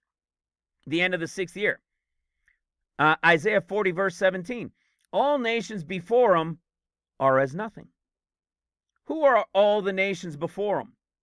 Well, we know it's the Ezekiel 39 war at the end of the 6 year seals. We know from 2nd Esdras, it's this one right here. Every man shall leave his own land in the warfare they had against one another, and an innumerable multitude shall gather together as you saw, desiring to come to conquer him, but he shall stand on top of Mount Zion. Well, wait a second. That's not Mount of Olives. You see? Because this is the end of seals. And Zion will come to be made manifest to all people. The mountain carved without hand that becomes a great mountain. And look at it. Prepared and built. Just like the Mark group. Prepared and built. You see? So what are all these people to him? What did it say? All nations before him are as nothing, and they are counted to him less than nothing. That sounds pretty brutal, doesn't it? When we think of our loving God. You know, everybody's like, marshmallows and lollipops. And he is very merciful right now. But at the end of seals, it's going to get rough. It's already going to be rough with the enemy attacking. But when the Lord comes as what? What is he coming as at the end of seals? The defender. So he's going to destroy all those that came against his people. And they're going to be as nothing, just poof. It's the Ezekiel 39 war. And listen to what the time frame is. So they are less than nothing and vanity. Who do we know, guys, who represents the vanity portion? Mark's group. Mark's group. The portion in light that fell, that were skewed by Lucifer in the portion of the creation of light of days. We covered it in the last video. It's the Mark portion. But which portion are they? The ones that get to go up the mountain? The ones that the lamb is going to bring into his arms like a shepherd, bringing in his flock? No. They're the rest that refused to come. The ones that remained in vainness and vanity. Who are the ones that he's going to carry as a shepherd? Well, we even see that, don't we? In John, where is it? Where is it? I think it's 11. 11 or 10? 10? 10? Come on, 10. Is it 10? Yeah, there you go. You see? Where he says in John 10, verse 1, Verily, verily, I say unto you, he that entereth not by the door into the sheepfold, but climbs up by another way, the same is a thief and a robber. But he that entereth by the door is the shepherd of the sheep. You see, when is he coming as the shepherd of the sheep? At the end of the 6th year of seals. He is coming to fulfill that 7th year of seals. Who's the one that's a robber and a thief? The Antichrist, the one coming to kill and destroy. So it's perfectly fulfilling that in John, who is also a chapters to years, chapter 8 is year 1, year 2 is 9. Chapter 10 is the 3rd year, which is in the 3rd year, which is about 2.5 years in, when the one coming to kill and destroy makes himself known. He gets power to continue. 42 months, the last 3.5 years, to the end of the 6th year of seals, where the beast is then destroyed, as we just read in Daniel chapter 7. Told you, man, this stuff it just keeps going. You see how we're still in Romans 9? I told you.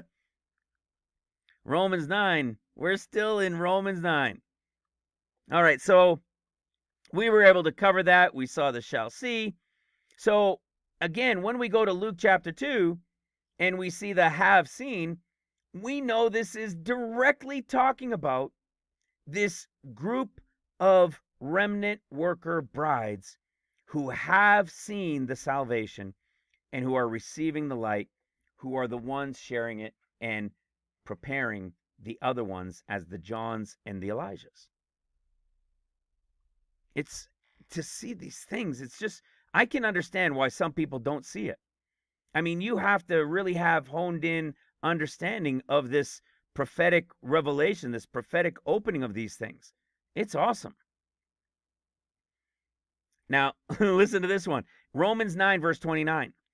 And Isaiah said before, except the Lord of the Sabbath had left us a seed.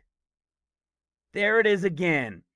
Except the Lord of the Sabbath had left us a remnant seed. If this group of remnant workers, they're not this one here, this is a group that'll be saved later. If this seed, which is the remnant workers, that bride portion, if they had not been left, we had been as Sodoma, and been made like unto Gomorrah. Well, isn't that interesting? So if there wasn't this remnant worker bride that remained to be his servant, that cover to bring in the great multitude rapture, they would have all been left and turned into like Sodom and Gomorrah. If it wasn't for the Lord's plan to bring about this worker remnant bride group to work during seals, they would have been toast. They would have been toast. There would have been nobody left to teach them and to wake them up. Everybody would be scattered, running around, doing their own thing, having no clue what's going on. Do you get it? This is how big a deal this worker group is. This is why there is so much detail on this mysterious worker group in seals. I mean, to us, it's not much of a mystery. But there's no way to really grasp it all unless you've been given the revelation of the open books. It's virtually impossible to see it. That's why for hundreds of years, everybody just kept talking about the 144,000. because this other group isn't easy to see. Clarity opens it up. So what does it mean that had this seed not been left, they would have been as Sodom? Well, let's go have a look and see what that means. Let's go to Luke chapter 17. We know there's this remnant worker bride, and they're going to follow him what?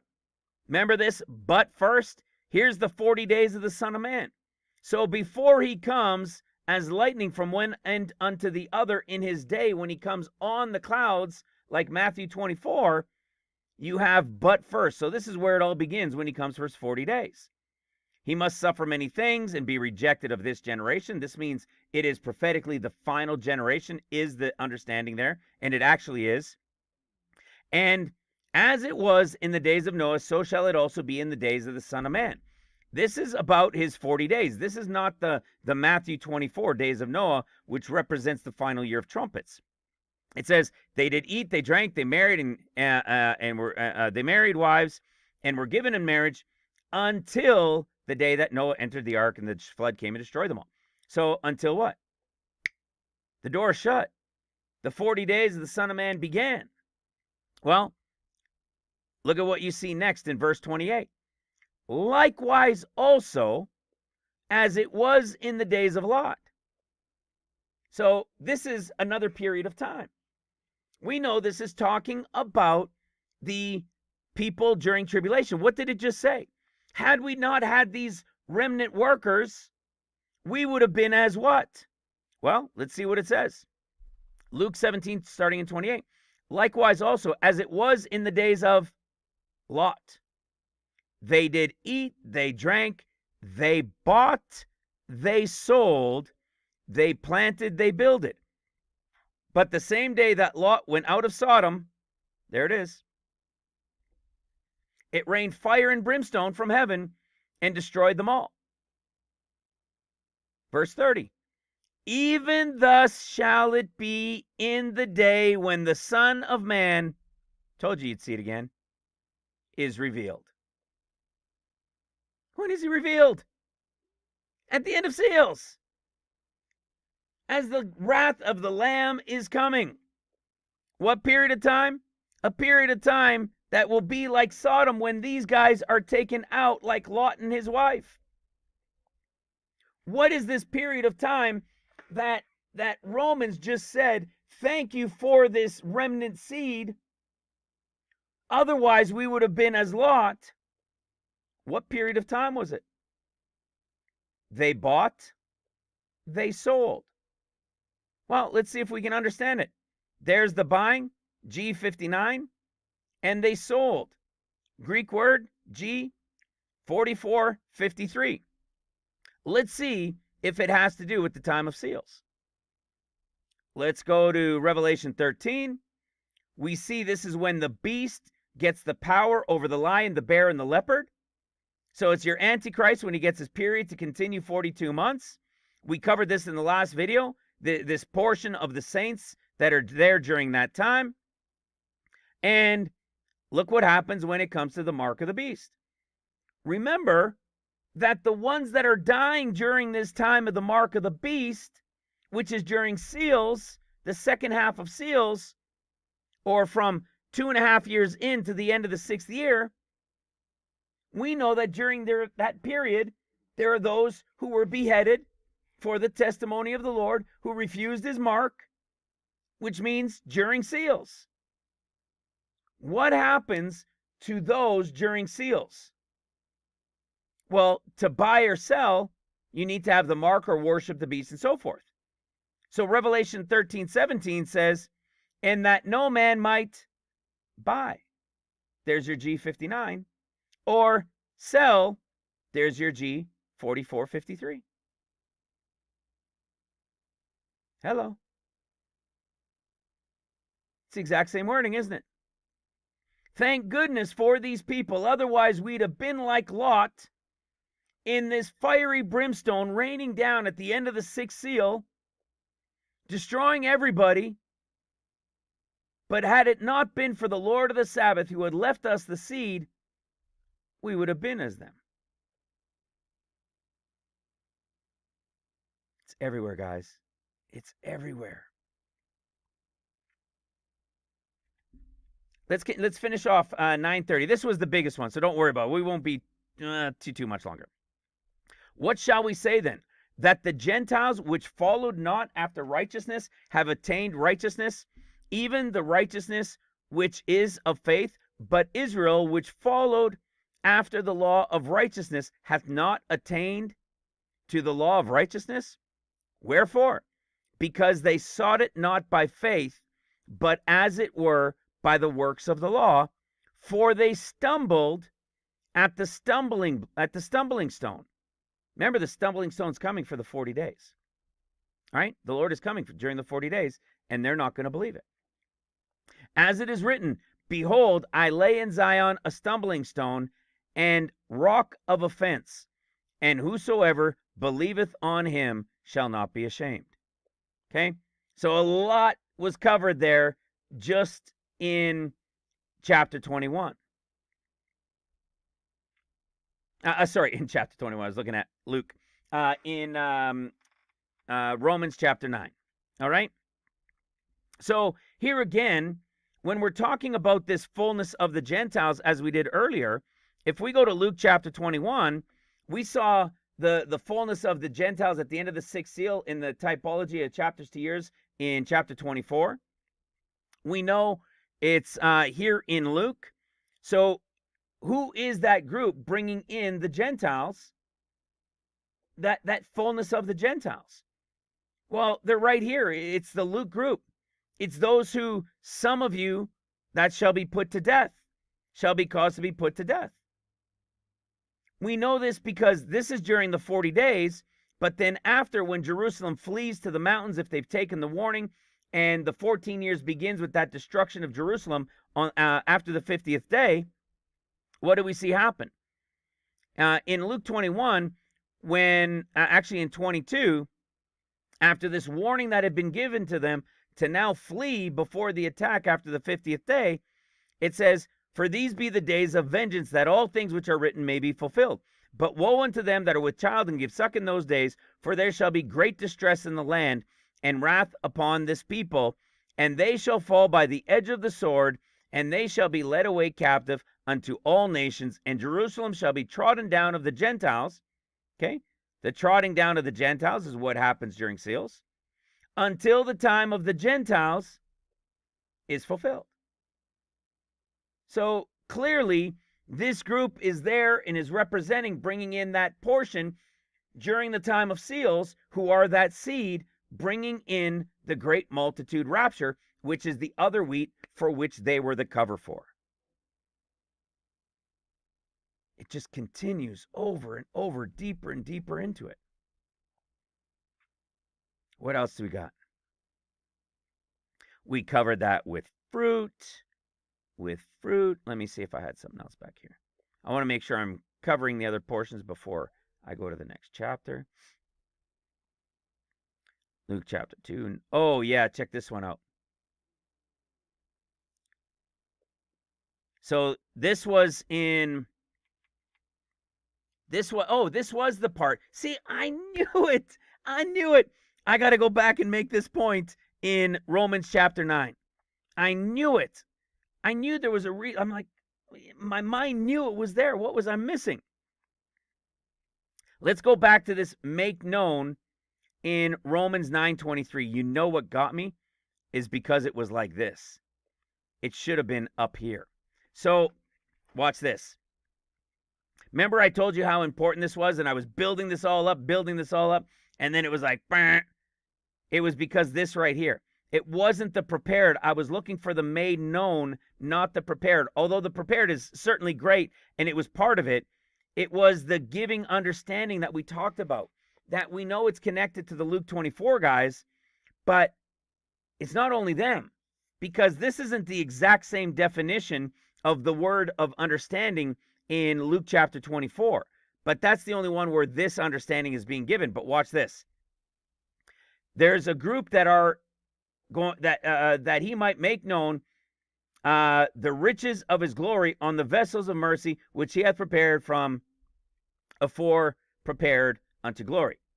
So this made known is 1107. So for us to understand this, if it really is this 40-day group that is with the Lord for 40 days that he's doing this understanding to, that he's going to give his light to and everything else, then we should probably have some insight into it. This was the one I really wanted to share with you guys. This was the one that was mind-blowing when I saw it, because it's all about the remnant worker bride. And the remnant worker bride should fall into a place where we know it applies within the end days revelation. And what is Luke chapter 2? Wasn't it fitting that the other portion of Luke chapter 2, for those who have seen, was in Luke chapter 2 from the other portion? And now the make known is only found in the Synoptic Gospels in Luke chapter 2. And when is it? At the beginning. Right here. Look at this. Let me make sure I've got the right verse. Verse 15. Watch this. So Jesus is just born. Okay? He's just born. It's the same day. He's in swaddling clothes. And listen to this. Luke chapter 2, verse 15. And it came to pass, as the angels were gone away from them into heaven, the shepherds. Who are the shepherds?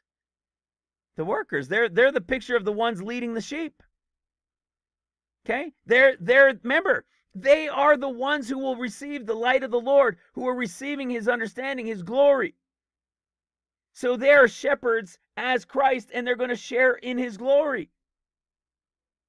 That the shepherds said unto one another, let us go even unto Bethlehem, and see this thing which is come to pass, which the Lord hath made known unto us. It's the same one. Which the Lord hath made known unto us. Guys, this is the picture of the beginning of the 40 days. That he had made known unto them.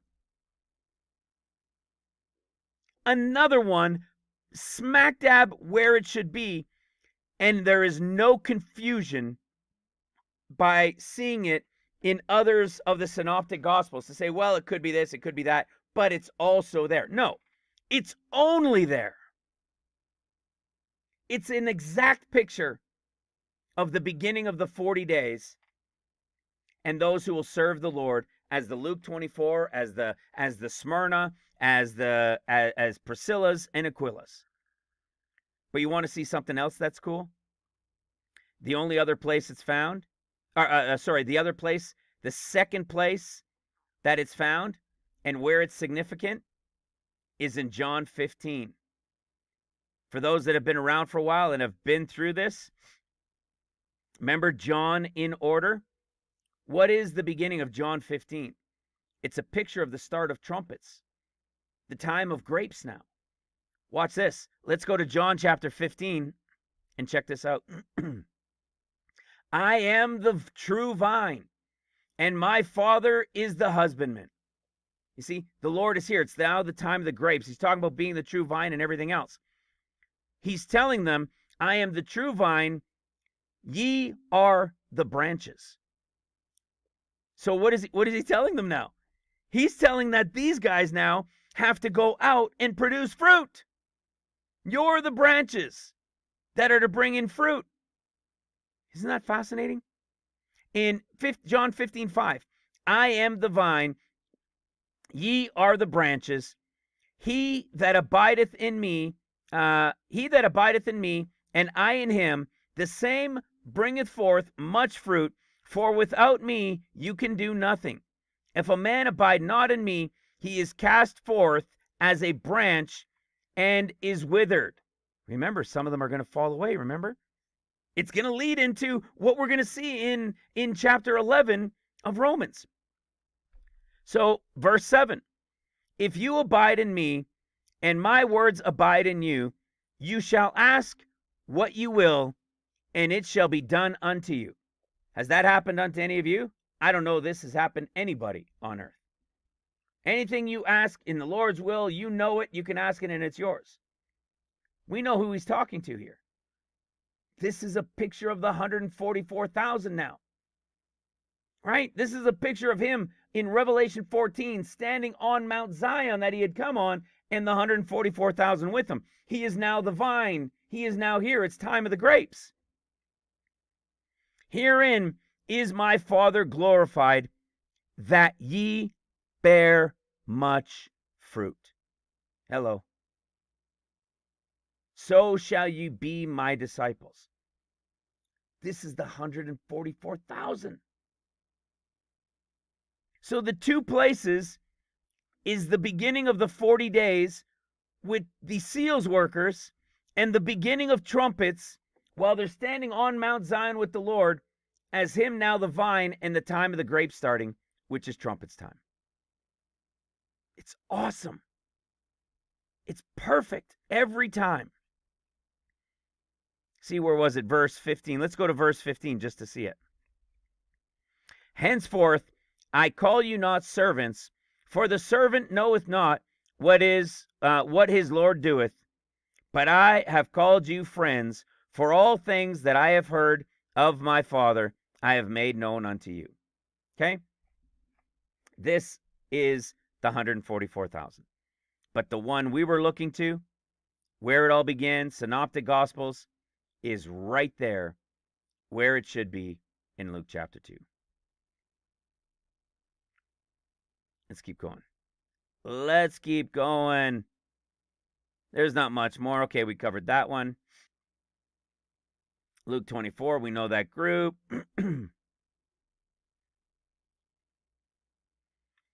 We see that group. We opened up their understanding.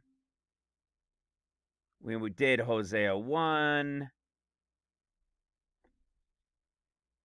Hosea 10. We got Hosea 10. All right, see? Some of this, I told you, it's just in my mind. I've got it. All right, now let's check this one out. This one is Romans chapter 10. And Romans chapter 10, let's start at verse 9. Romans chapter 10 is going to be fairly quick. There's, as it gets going, 11 is going to be a bit more, but like 12, 13, 14, we're going to skip over a couple of them. 14, we'll have a couple words in there. And then 15 has a great piece, and then 16 will end it. So hopefully not too much longer. Oh, this is a scary one. Romans 10, verse 1.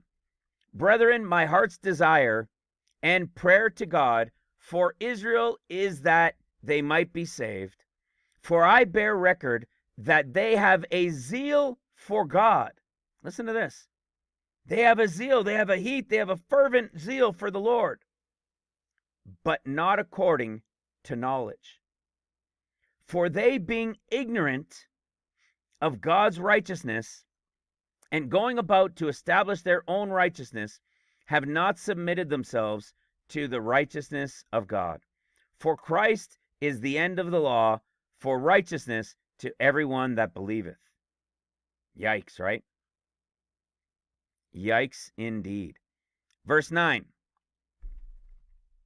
That if thou, now listen to this, that if thou shalt confess with thy mouth that the Lord Jesus, confess with thy mouth the Lord Jesus, and shall believe in thine heart that God hath raised him from the dead, thou shalt be saved. You see, this is one that people will go to say, see, once saved, always saved. If you've confessed Jesus Christ, you're saved. Well, if you remain in the faith. You see, you can confess him and believe, but if you turn around and walk away, and I'll use an extreme example, and you go to be a Muslim, you convert to Muslim, you've turned your back on the Lord. You have to continue in the faith. So as long as you continue in the faith, you're covered. Right? But we know that most of the church isn't. They've confessed him, but they're not living it. It's not works, but what you do in your life that people like to call works is actually reflected in how you live your life. Those don't get you saved. They're a reflection of the Lord in you, the Spirit of God working in you. So if you don't have any works of evidence of the Lord in you, then it's a little bit, then you're on rocky ground. But I want you to understand something. We're looking at this here in the prophetic. In the prophetic. Remember what happens in the prophetic. You can confess Jesus Christ and believe in your heart and be saved. Remember? This is precisely what happened in Luke chapter 23. Remember what happened? This is the picture of the crucifixion and the two that were beside Jesus on the cross. What did he say to the one on the cross? Remember, we'll say Jesus was in the middle. There was the one on his right side, and there was the one on his left side. We know that the one on his right side was the one who essentially confessed Christ. In verse 40, Luke 23, verse 40, but the other answering rebuked him, saying, does not thou fear God, seeing thou art in the same condemnation? And we indeed justly, for we receive the due reward of our deeds, but this man hath done nothing amiss. And he said unto Jesus, Lord, remember me when thou comest into thy kingdom. And Jesus said unto him, verily I say unto thee, today thou shalt be with me in paradise. Who's going to paradise, brothers and sisters? The great multitude rapture. They're the ones going to the mountain carved without hands, that when he comes, he's coming with the place prepared, and he's going to receive them unto himself with that place prepared. So what are we seeing is going to happen during the time of seals? You can confess Christ. Just confess him right there. And if you died, whatever, just like can happen now. But in the is to come, it's not filled with, you're not going to have time.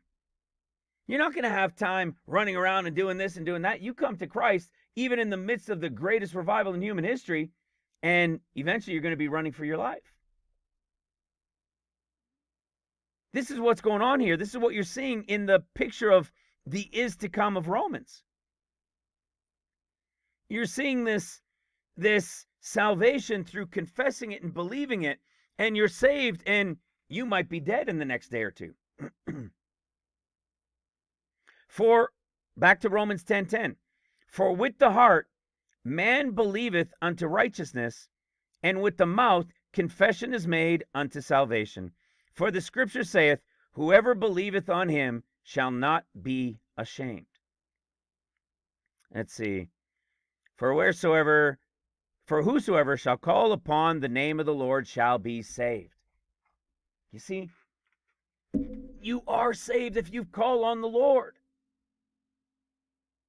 But did you understand what it said in the last video of Romans? The first half that we did? Whoever isn't in Christ Spirit-filled, he said, are none of his.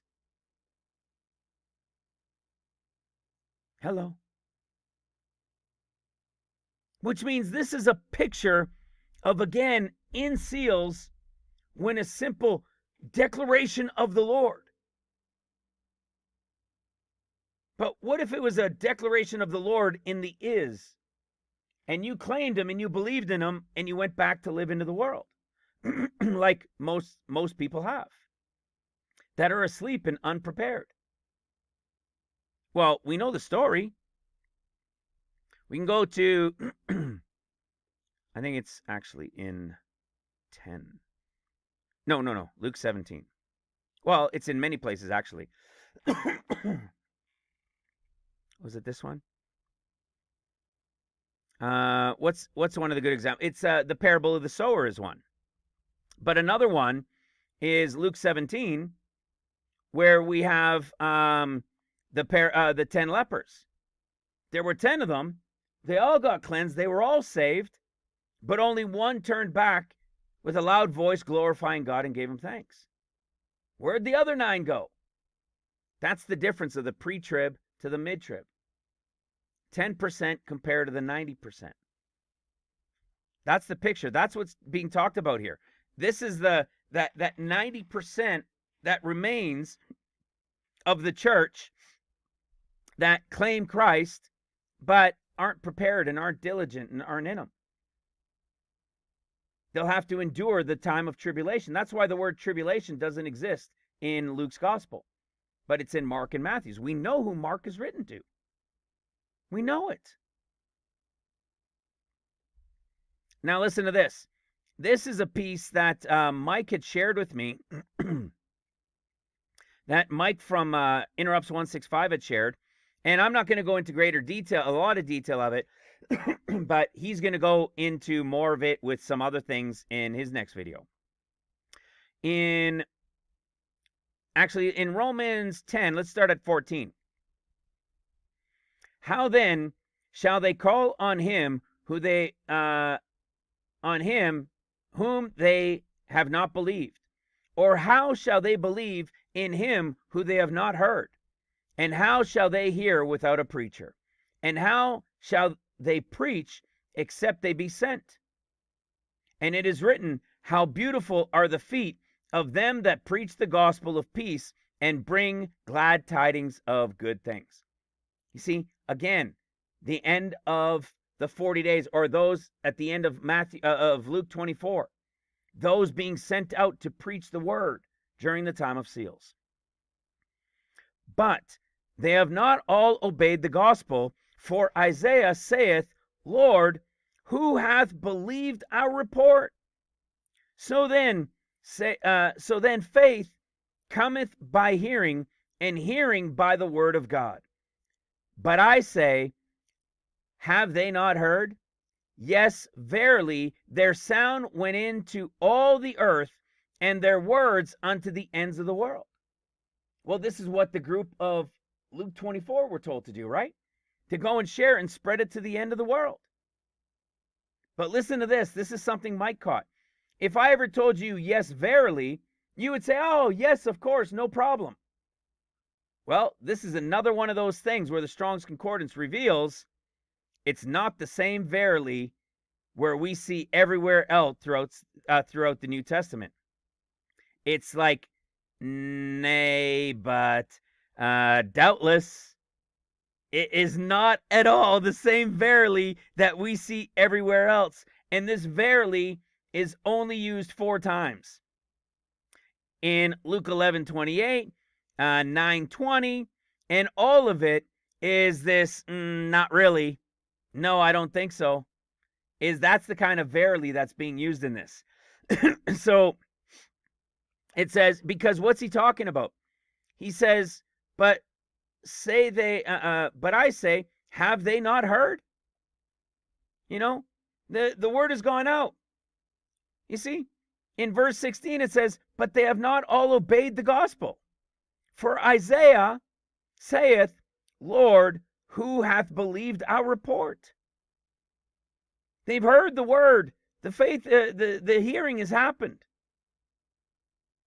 But I say, have they not heard? And the answer is, no, not really. Hello. No, not really. Verse 19. But I say, did not Israel know? First Moses saith, I will provoke you to jealousy by them that are no people, and by a foolish nation will I anger you? Isn't that exactly what we're told? He's going to bring them to jealousy. Hello. This is exactly what we read in further parts of Romans, right? He's going to use us to make them jealous. Who does he use to make them jealous? The ones that he said are not my people. The Gentiles. He's going to use the Gentiles to make them jealous. Again, showing that all of this is the pre and into seals. Verse 20. But Isaiah is very bold, and saith, I was found of them that sought me not. I was made manifest unto them that asked not after me. You see, that's the Gentiles seeking out the Lord, not having asked. Not having understood, but hearing and but wanting to understand, chasing, finding out. That's what's going on, right? Even though a lot of the world is still asleep, it was the Gentiles that were out seeking, but that's because they were blinded for our sakes, right? But to Israel he saith all day long, I have stretched forth my hands unto a disobedient and gainsaying people. 11. Romans 11. I might even stop it at Romans 11. We'll see what happens here. Romans 11. Listen to this. Let's start in verse 2. God hath not cast away his people, which he foreknew. Would he not, what the scripture saith of Elijah, how he maketh intercession to God against Israel, saying, Lord, they have killed thy prophets and digged down thine altars, and I am left alone, and they seek my life. Isn't that wild? Who's left alone? Well, there was John and Elijah. So you have the two typologies of the worker groups, and you have the Elijah, who is the one taken up in a whirlwind, like that group connected to the rapture, and you have those who put their necks on the line, who are the Johns, who are already killed. And what is he saying? He's the picture of those left. They've dug down the altars. Look at what it says. The sacrifice. The sacrifice. Who are the sacrifices during seals? Look at this. The slaughter, to kill, to sacrifice, to slay. This is a picture of him saying at the end of seals, I'm the only one that's left. Those that will be part of the great multitude rapture compared to those that died. And listen to Romans 11:4. But what saith the answer of God unto him? I have left behind to myself 7,000 men who have not bowed the knee to the image of Baal. Well, what's the image of Baal? They have not bowed down to the Antichrist. It's the same typology, right? They have not bowed down to the image of Baal, to the image of the Antichrist. And he has them reserved for the end. Well, isn't that exactly what we've understood? When we went to, is it 1 Kings? Yeah. 1 Kings 20 or 21, I think 20. We know in 1 Kings chapter 20 that we see this is a picture of the end of that 13th year of trumpets. I mean, the end of the 13th year of tribulation. At the return of the year, the king of Syria is coming again. This time, he says, their gods are the God of the hills, but not of the plains. And this time, God, in the beginning, God gives them victory because the Jews' disobedience. But this time, at the end of the 13th year of tribulation, he comes again at the return of the year, and the Syrians come with a larger group now, with a larger army. And Israel, the Jews, have a smaller army this time. But this time, the Lord God gives victory to the Jews. And of course, that is a picture of the 14th year of tribulation, the treading of the grapes, and so forth. We've covered this before. So what happens right before this end battle that's being explained is about to take place? Well, the equivalent is the time of being at the end of the 13th year of tribulation. Well, look at what we see. In 1 Kings 20, verse 15, halfway through, and after them he numbered all the people, even all the children of Israel, being 7,000. So you have this picture in the exact same context of time to the end of the sixth trumpet, which is the end of the sixth year of trumpets, which is also the end of the 13th year of tribulation. And look at what we see in Revelation chapter 11. In Revelation chapter 11, right at the end of the 13th year, in verse 13, it says, in the same hour there was a great earthquake, And the 10th part of the city fell, and in the earthquake were slain of men 7,000. And the remnant, see that remnant of Israel, that residue that we saw, that residue portion that was related to the end, it was saying in Romans, but it was the one that, like Isaiah, that remnant to the end, was affrighted and gave glory to the God of heaven. And now everything above and below, in heaven and on earth, is now the Lord's. There's that 7,000 that he has reserved for the end. And look what happened to them. Were slain of men and fell, and in the earthquake were slain of men 7,000. Didn't he say all of them had to die? Let's go see what it says in Romans 11. They didn't bow down to the image of Baal.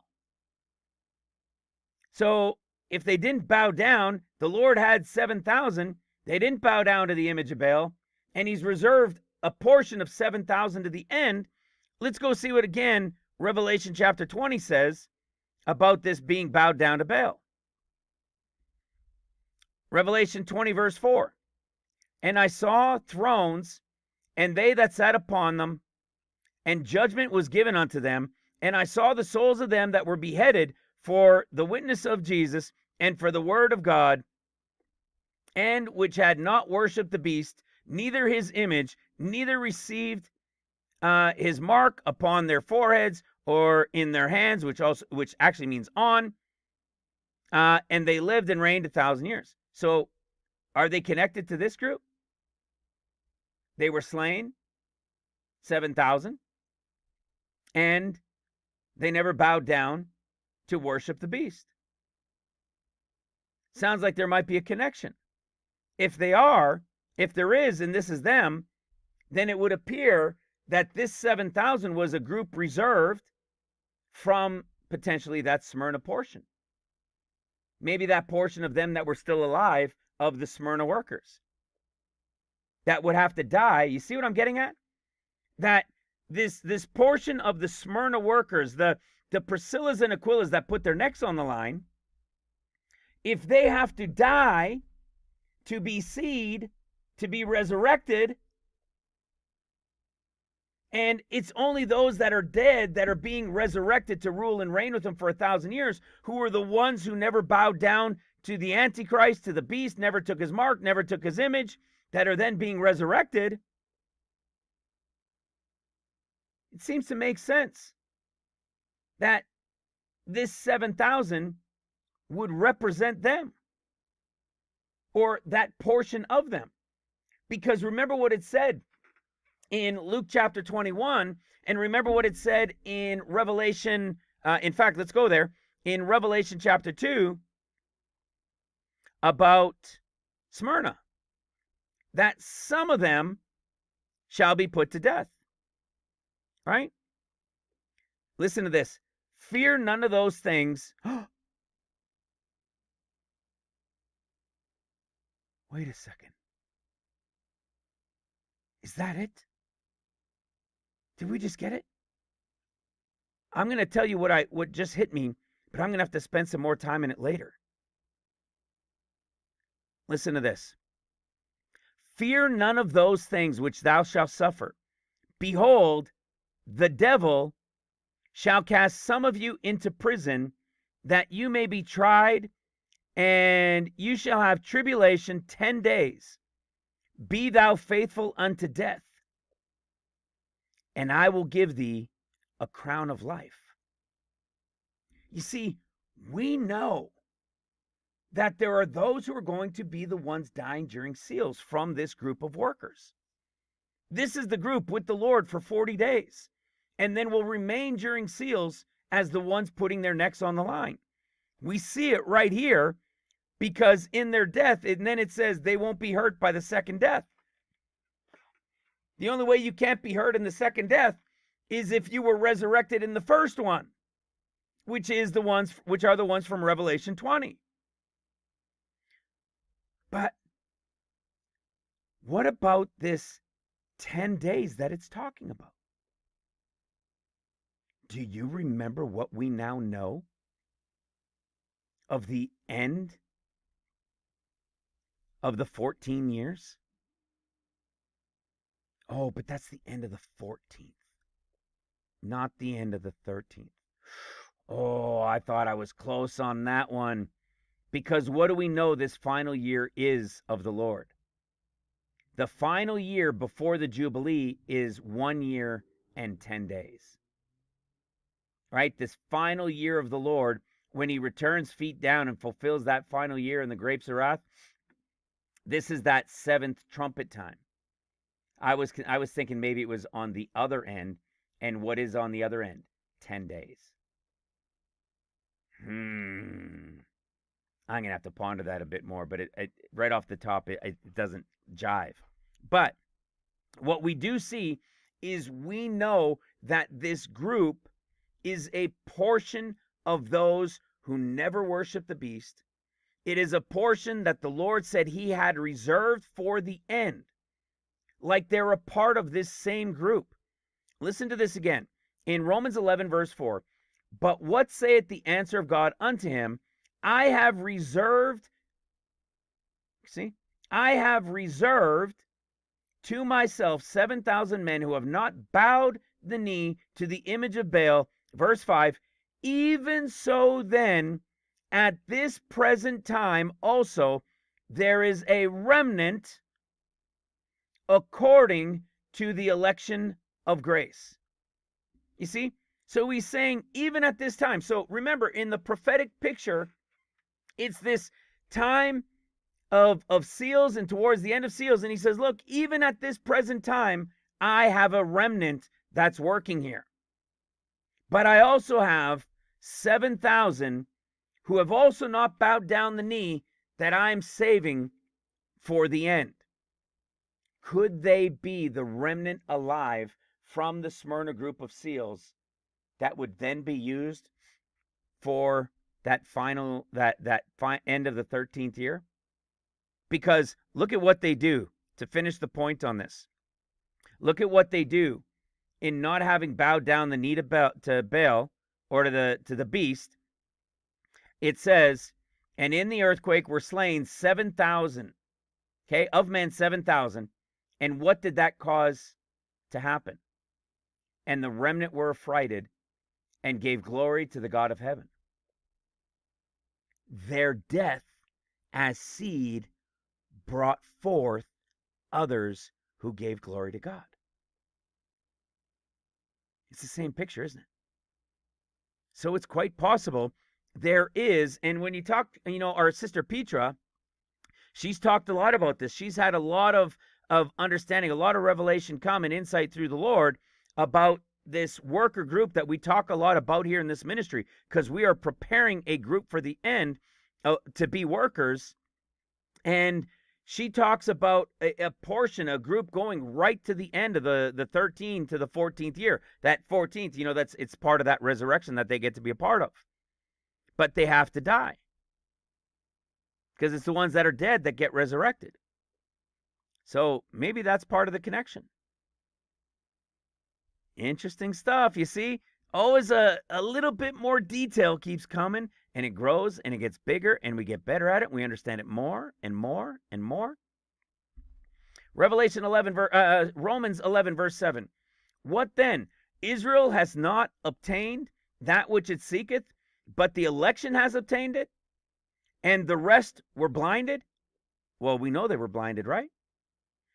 Verse 8. According as it is written, God hath given them the spirit of slumber, eyes that they should not see, and ears that they should not hear, unto this day. You see, we know this, right? If we go to Luke chapter 19, we see it here, but we see it in many other places, right? Isaiah talks about it. But we know this picture right here. This triumphal entry in Luke is like the 40 days of the Son of Man. He's coming. And here he is. You only read this in Luke. When he comes near to Jerusalem, he weeps over it.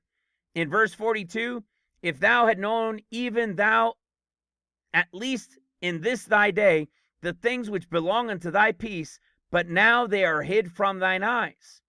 For the day shall come, thou shalt cast a trench about thee, and compass thee about, You see, these are all things we know the is, but we also see it in the is to come. So they're still blinded until what? Until the fullness of the Gentiles comes in. And that is not until the great multitude rapture in the 7th year of seals. They've been blinded for 2,000 years for us, and it will continue till the end of seals at the time of the great multitude rapture. And thank goodness the Lord blinded them. That's why we read what we read here. In verse 8, that the Lord hath given them a spirit of slumber, and eyes that they should not see, and ears that they should not hear. It's the Lord that did it to them, because we read in Isaiah about it. It says that if he hadn't, they probably would have understood. And if they did, it would have been all over. Pretty crazy, right? This is the mercy of the Lord God for the Gentiles, because the house of Israel that's blended in with the Gentiles all over the world, mixed in. Otherwise, they might the Israelites, they would have gotten it, and it would have been done. And all the rest of us would have been outside, no portion of heaven, no salvation, nothing. It was all part of his plan that he knew all the way back in the Old Testament, declaring it. That if he didn't, there would have been no salvation for anybody else, because they would have recognized it. Craziness. And thank goodness. Romans 11:9. And David saith, let their table be a snare. Of course, let their table be a snare, just like Luke 21:35. A snare and a trap, and a stumbling block and a recompense unto them.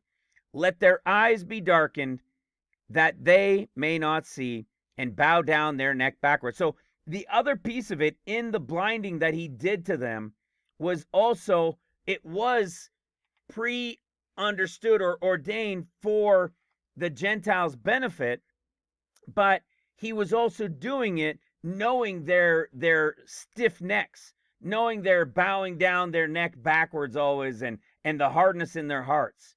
So there was a deeper purpose, or another purpose in it as well. I say then, have they stumbled that they should fall? God forbid. But rather through their fall, salvation is come unto the Gentiles to provoke them to jealousy. Absolutely. For if the fall of them be the riches of the world. You see what that says? For the Jews, if their fall was what? He gave them the riches of the world. That's why such a small people group controls so much. He gave them the world. Why? Because we're living in their portion.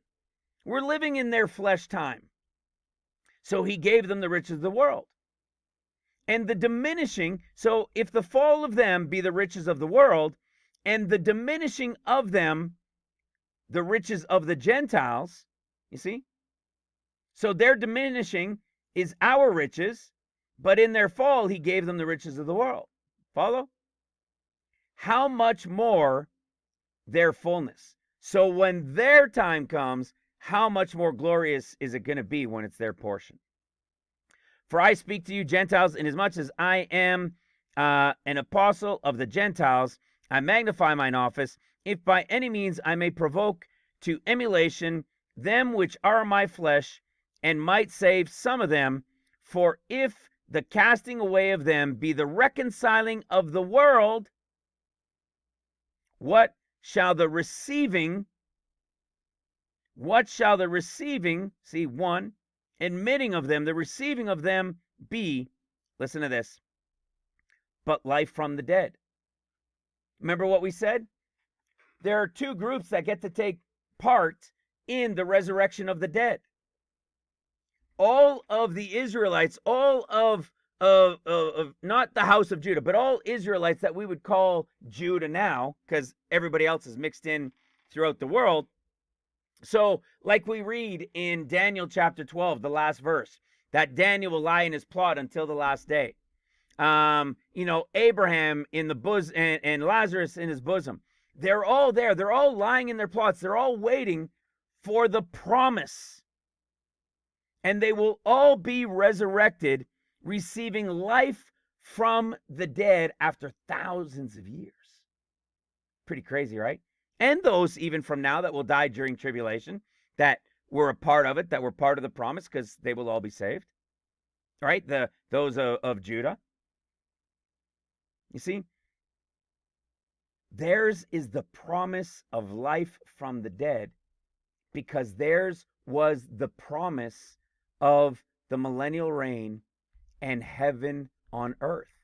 You see, the kingdom of heaven is to them. But who gets to have part in it? The remnant Gentile workers. Pretty crazy, right? The remnant Gentile workers will also have part in it. That's how special it is for them. They're going to take part in the resurrection of the dead with these guys. It's amazing. All right, let's keep going. Let's see. Let's start in Romans 11:19. Thou wilt say then, the branches were broken off that I might be grafted in. Well, because of unbelief, they were broken off, and thou standeth by faith. Be not high-minded, but fear. For if God spared not the natural branches, take heed lest he also spare not thee. He's talking to people standing in the faith. You better take heed of what it. See, this is what it's saying. Don't be high-minded. Don't just be nonchalant with it, because he can remove your branch as well. Verse 22. Behold, therefore, the goodness and severity of God. On them which fell severity, but toward thee goodness. If thou continue in his goodness, otherwise thou shalt be cut off. Otherwise thou shalt also be cut off. You see what it's saying? You can proclaim Christ and be saved. And even we're talking in the prophetic is to come. You can declare him, but if you don't continue in his goodness, he'll cut you off like he did Judah. But if you stay on and the time of the rapture comes, are you following? Do you see why in Genesis chapter 8, with that whole story in that verse 7, and then the branch, which is the plucked, it's the wild olive branch that was grafted in, that is now plucked off in the great multitude rapture harpazo, for those that continued in it during the time of seals till the time of the rapture. If they didn't, even though they cried out and declared, but yet they turned and they took the mark, or they bowed to worship Baal, the beast. You see, they'd have to continue in this, even in his severity, in the midst of his goodness during seals. And they also, if they abide not still in unbelief, shall be grafted in. For God is able to graft them in again. For if thou were out of the olive tree, which is wild by nature, and were grafted contrary to nature into a good olive tree, how much more shall these, which be the natural branches, be grafted into their own olive tree? You see, again, that branch plucked, that leaf branch plucked in that 7th, in Genesis 8, that great multitude, that is the wild branch. That is the Gentiles' fulfillment of the time of the Gentiles coming to the end, and the natural branch will be grafted back in. Verse 25. Halfway through, I would not have you be ignorant for the of this mystery, lest you should be wise in your own conceits, that blindness in part is happened to Israel until, see, the fullness of the Gentiles be come in. What did Luke 21 say?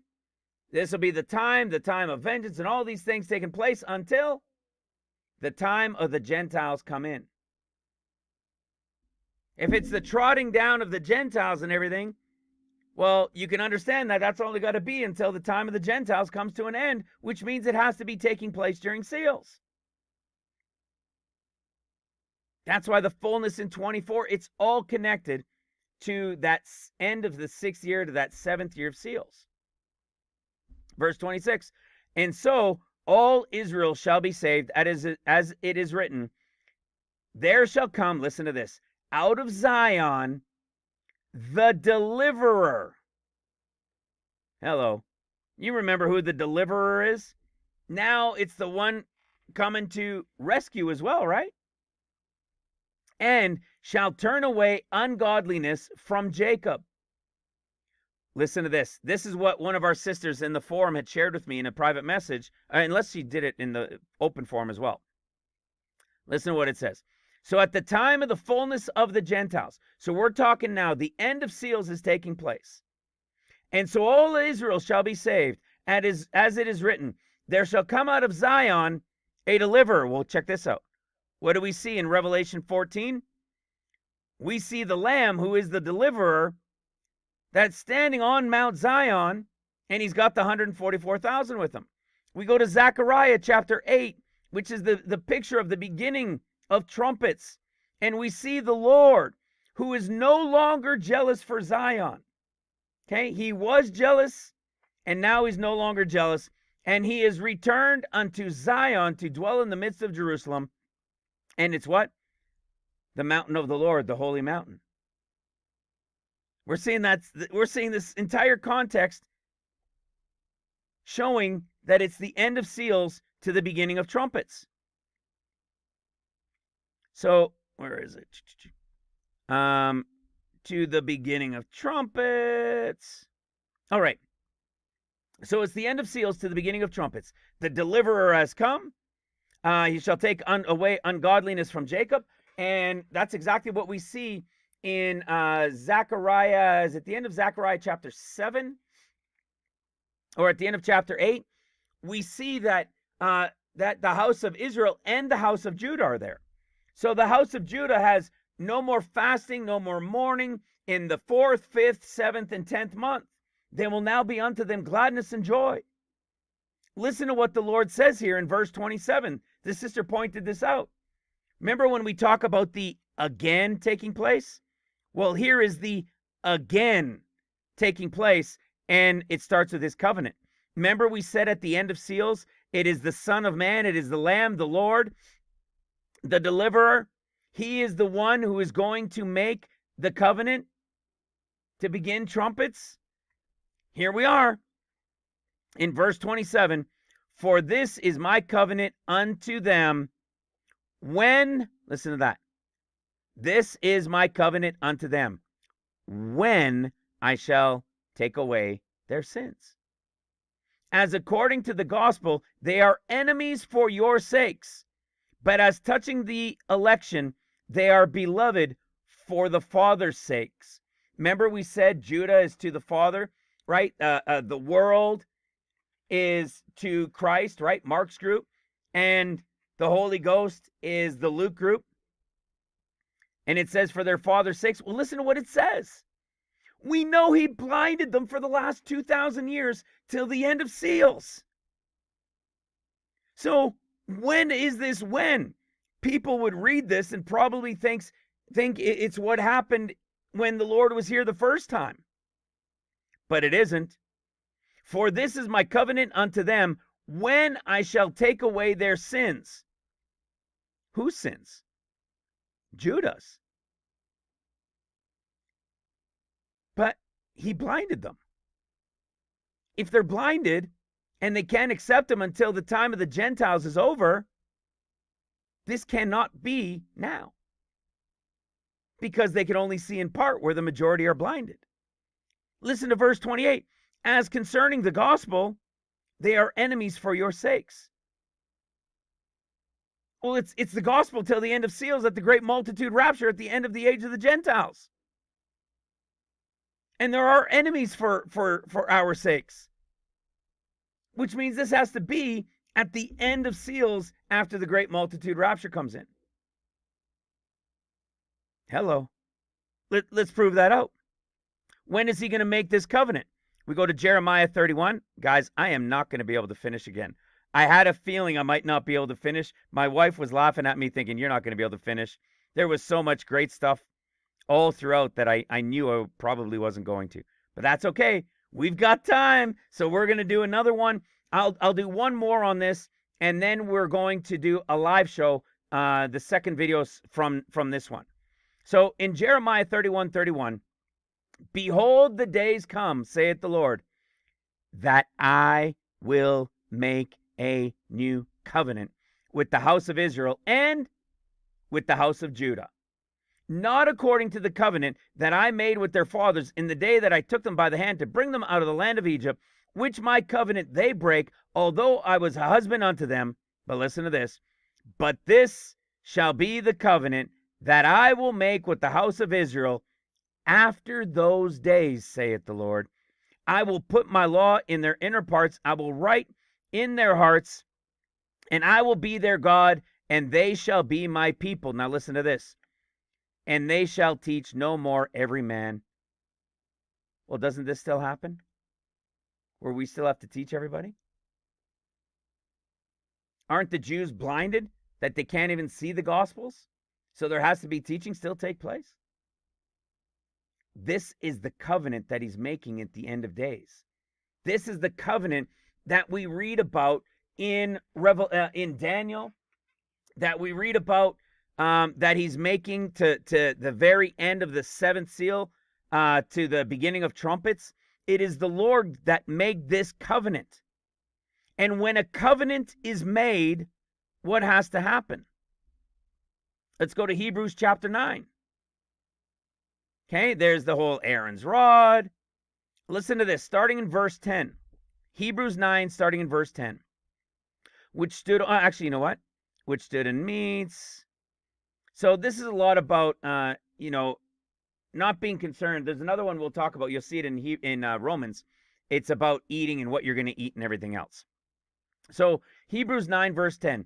Which stood only in meats and drinks and diverse washings and cardinal ordinances, imposed on them until the time of the Reformation. We haven't shared on this in a while. Until the time of what? The Messianic restoration. So it's imposed on them until what? The time of the end of the fullness of the Gentiles. We can show this we have it in our book on ministryrevealed.com. You can download for free PDF, or you can get the Amazon one if you want a paperback. But this is the revelation. We have it all in the book. It's the 7 churches of the end of days revealed. This is the beginning of the 50 days, and they're going to remain during seals. They're the apostle portion. This is the beginning of the 40 days that starts on the 8th day from the beginning of the 50. This is the group with the Lord for the 40 days, and then they remain during seals as well. And there's your about 2.5 years in, which is the Constantine picture of the Antichrist. And then you have Thyatira, which is a picture to the end of the 6th year of seals. It's this period of dark ages during the time of Antichrist, where they're still in the wilderness. This is in the wilderness here. Is the time when the mark abomination takes place. And then what? At the end of the 42 months of the Antichrist and the time in the wilderness, the Lord shows up, and it's what? The time of the church reformation and the period of Israel's kings. It's when the Lord will make his covenant. He's going to take over, and we know during trumpets, he is there, and he is high priest and king. Remember, he's revealed. We saw Daniel chapter 7 and more. What is this time? It'll be imposed on them until the time of Reformation. At the Messianic restoration. You see, there was an is Reformation. There's an is to come Reformation. And the picture over the thousands of years in the end of days is going to play out at that 7th seal to the beginning of trumpets time frame. Everything always in order where it should be, guys. Continuing Hebrews 9:11. But Christ, become a high priest of good things to come. Remember, he's high priest. Remember, we go to Zechariah chapter 6. He's going to be what? He's the picture of Joshua. And Joshua is what? He is the one who has crowns, and he's high priest and king. He's Joshua. He's Yeshua. He's a picture of Jesus. He's going to be high priest and king. And then there's going to be the man whose name is the branch. And he's the one who's going to build the temple. He's the one who laid the foundation. He's going to build the temple. And we read earlier in Zechariah that this is, and later, that it's Zerubbabel. So whoever this modern day Zerubbabel will be is the one who's going to be lay the foundation during seals, and he's going to be the one building the temple during the first half of trumpets. Well, Jesus Yeshua, the high priest and king, is going to be over the 144,000. And look at what it says. And he shall bear the glory and shall sit and rule upon his throne, and he shall be a priest upon his throne, and the council of peace shall be between them both. Why? Because they're the two witnesses. We've shared on that many times, right? So there is Joshua, the high priest and king, and in Hebrews 9, we're seeing all of this exact same timing and context all throughout.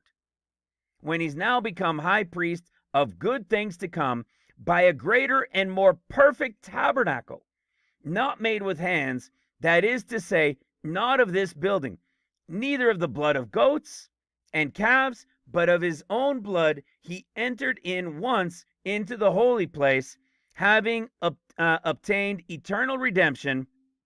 Let's go. Shall sprinkle the blood. Where is it? Right here. Verse 15 and 16 down.